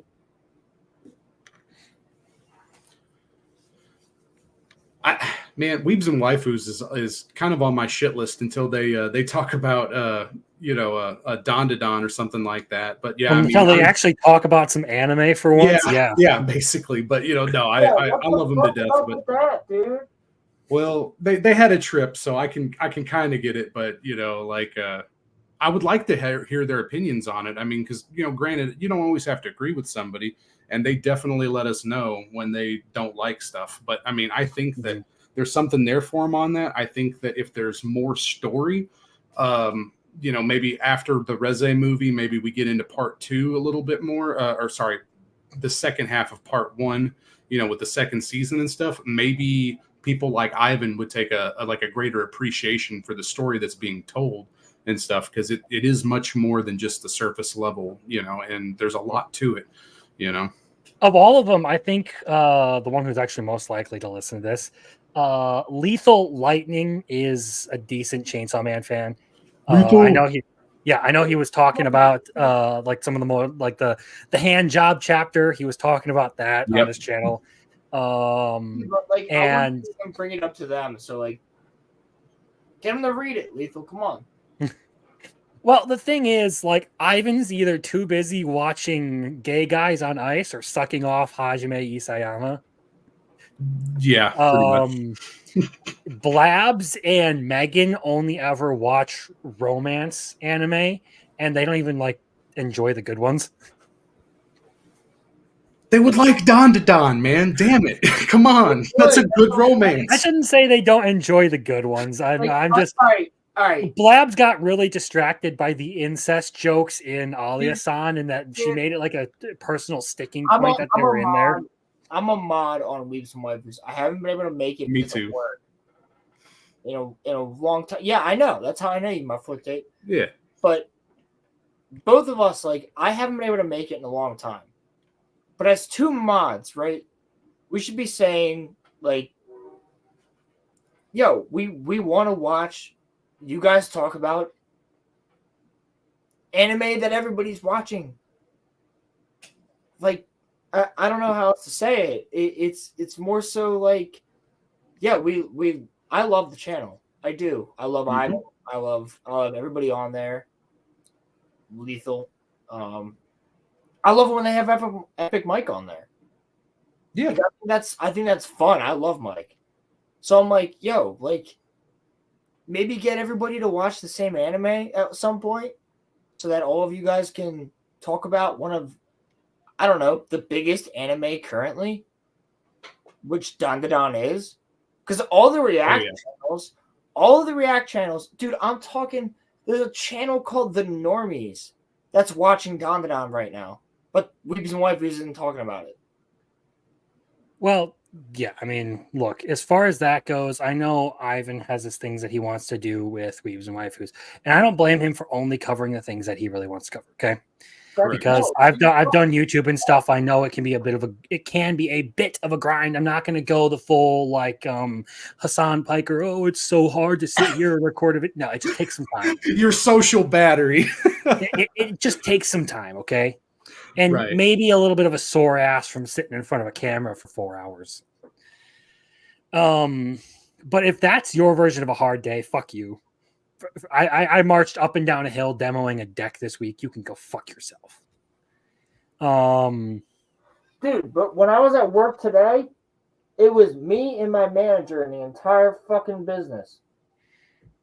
But no, like what I'm getting at with this is the YouTube thing can be a little bit exhausting if you're constantly like trying to cover things, just a little bit, especially if you're doing it in your free time after a full-time job. Okay, so I can't really blame Ivan for only covering the things he really wants to, especially because he has his own life. He has other things to do other than just watch anime all day, right? I'll give him a pass. The people at Weebs and Waifus, I still love the coverage they do. It's just I'm an obsessed weeb. Okay. And when you call yourself like an anime channel and stuff, and all you do is like sit there and talk about some of like the most normie stuff and make like the most normie complaints, it does get a little bit like, really you're getting gate kept by a like the complex psychology of an incest joke here. Man, dude, that first episode, though, I could see them totally blowing up over that first episode. Well, yeah. Dandadan? Yeah. Yeah. But that's the thing, though, is like that, like everybody that gets it understands the nuance of that scene. It's meant to be disturbing because you're not supposed to feel comfortable with an alien is about to probe you. Okay? I don't think I don't actually think they would be the type to go off on that. Maybe Blabs and Megan, but I feel like Lethal, especially because like he's a fan of Mushoku Tensei and Berserk, and Ivan would just look at it and be like, okay, so this is just evil. And Shorty Sensei, Christina, she would probably be like, okay, that's a little weird, but the rest of the show is pretty good. Well, here's the thing, though. I don't think they're that normie of a group. Yeah, I agree. I get that, but what I'm saying is the three of us,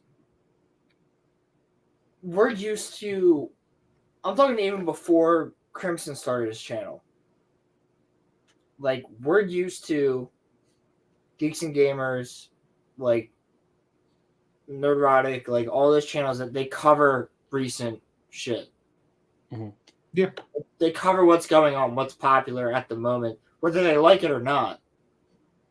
It's like if you're gonna be in a channel like Weebs and Waifus, like that's how a lot of those viewers found you. Because those viewers were most likely Geeks and Gamers people that came over. That's the original reason why I found that channel was having to do. Oh, well, we're starting this, you know, Yeah. to talk about Oh. anime. So I was like, okay, yeah, I'm in So on I that. was like, yeah. So, Also, hold up. So, But yeah. since we're not going to talk much about Chainsaw Man anymore, I do want to end the stream here. We can continue this conversation off stream, but it's one of those things where I don't want to turn this whole stream into like a I'm I not don't want to. I don't want to say like rant session or bitch session about another streamer. But if we want to talk about this stuff, I'm perfectly fine. It's just I'm not gonna like keep it up. I'm not gonna sit here and broadcast it on my channel. Are we? Yeah, but I'm how also much- are we? not gonna. I'm not talking shit either. I'm I'm just not No, either. I think I think we're all fans of the channel. It's just like I agree. It's in if we're poor not going to taste, talk so. about Chainsaw Man, especially because this is a Chainsaw Man episode, I want to end it here and we can continue backstage. Is that cool with you guys? Yeah, no issues here, man. But hey, top 3 real quick. So yeah, Asa, Yoru, Aki, and I'll say Power. There we go. That's all I needed to say. All right, top 3. Yeah. Kishibe.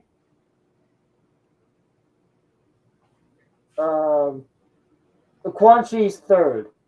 Yeah. But I would say like Himeno and Aki are tied for 2. Yep. Okay. Same thing I said earlier.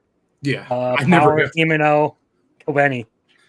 Yeah, we just gotta reiterate it though. That's why I did it again. Yeah. All right. With that said, I appreciate both these guys showing up. Muffler Tape is a guy I know through other chats and through Discord and stuff like that. So you don't have a channel, so not yet anyway. I plan on I kind of have a channel name that I'm going to start for Tuesdays. It's going to be The Ointment. I already got the name reserved for it. I just got to start doing some stuff for it, but it's going to be Topical Tuesdays with The Ointment. We're just going to talk about whatever we feel like. So, yep. All right. And I know you can find Rolo over at the Rolo Rome cast every Wednesday. You guys got a Halloween stream coming up, right? It should be tomorrow, but honestly, I never know with you guys. I don't know either because it's not going to be at 5:30. We discussed it last night on Monday Night Mayhem, which, by the way, go check out Monday Night Mayhem on the RG Energy channel. If you guys are interested at all in like spooky Halloween type of stuff, then we did that. But Monday Night Mayhem is a different show. And Roman told me that he can't do it at the normal time on Wednesday, so I have to figure things out. If I can make it work, then Wednesday's the day. If not, we're probably going to go live on Friday again. So, I don't know, but you'll get a Royal Romecast this week on the RG Energy channel. That's for sure. All right. Otherwise, you can find me. I will be posting tomorrow initial impressions on Orb on the movement of the Earth. I also do Mondays. I post my updates on weekly seasonal content reviews, which is basically just where I'm personally ranking them and my thoughts on episodes. And then this Friday, hopefully, I will finally have my video done about a topic that has been nagging me for weeks. And I'll leave that to the imagination what that's going to be about. Hopefully, y'all will tune into that. But that's over at Crimson Law. And if you want to see me scream into the void at any given moment, you can find me at Crimson Lawson on Twitter. That said, this has been Good Fiction. Thank you to the lovely, amazing, awesome Giga Chad guests who have come on to talk Chainsaw Man. And thank you to everyone who showed up in the chat to hang out. You're all beautiful and probably have, ginormous balls. Huge cocks. Big dick energy. Massive cocks. Yeah, you guys rock. And with that, I think it is time to end the stream. And you know what? I'm not gonna abuse any of our guests We're just gonna go with this one. My problem is that you're a real asshole. People tell me that a lot. I would say that it's one of my strong points.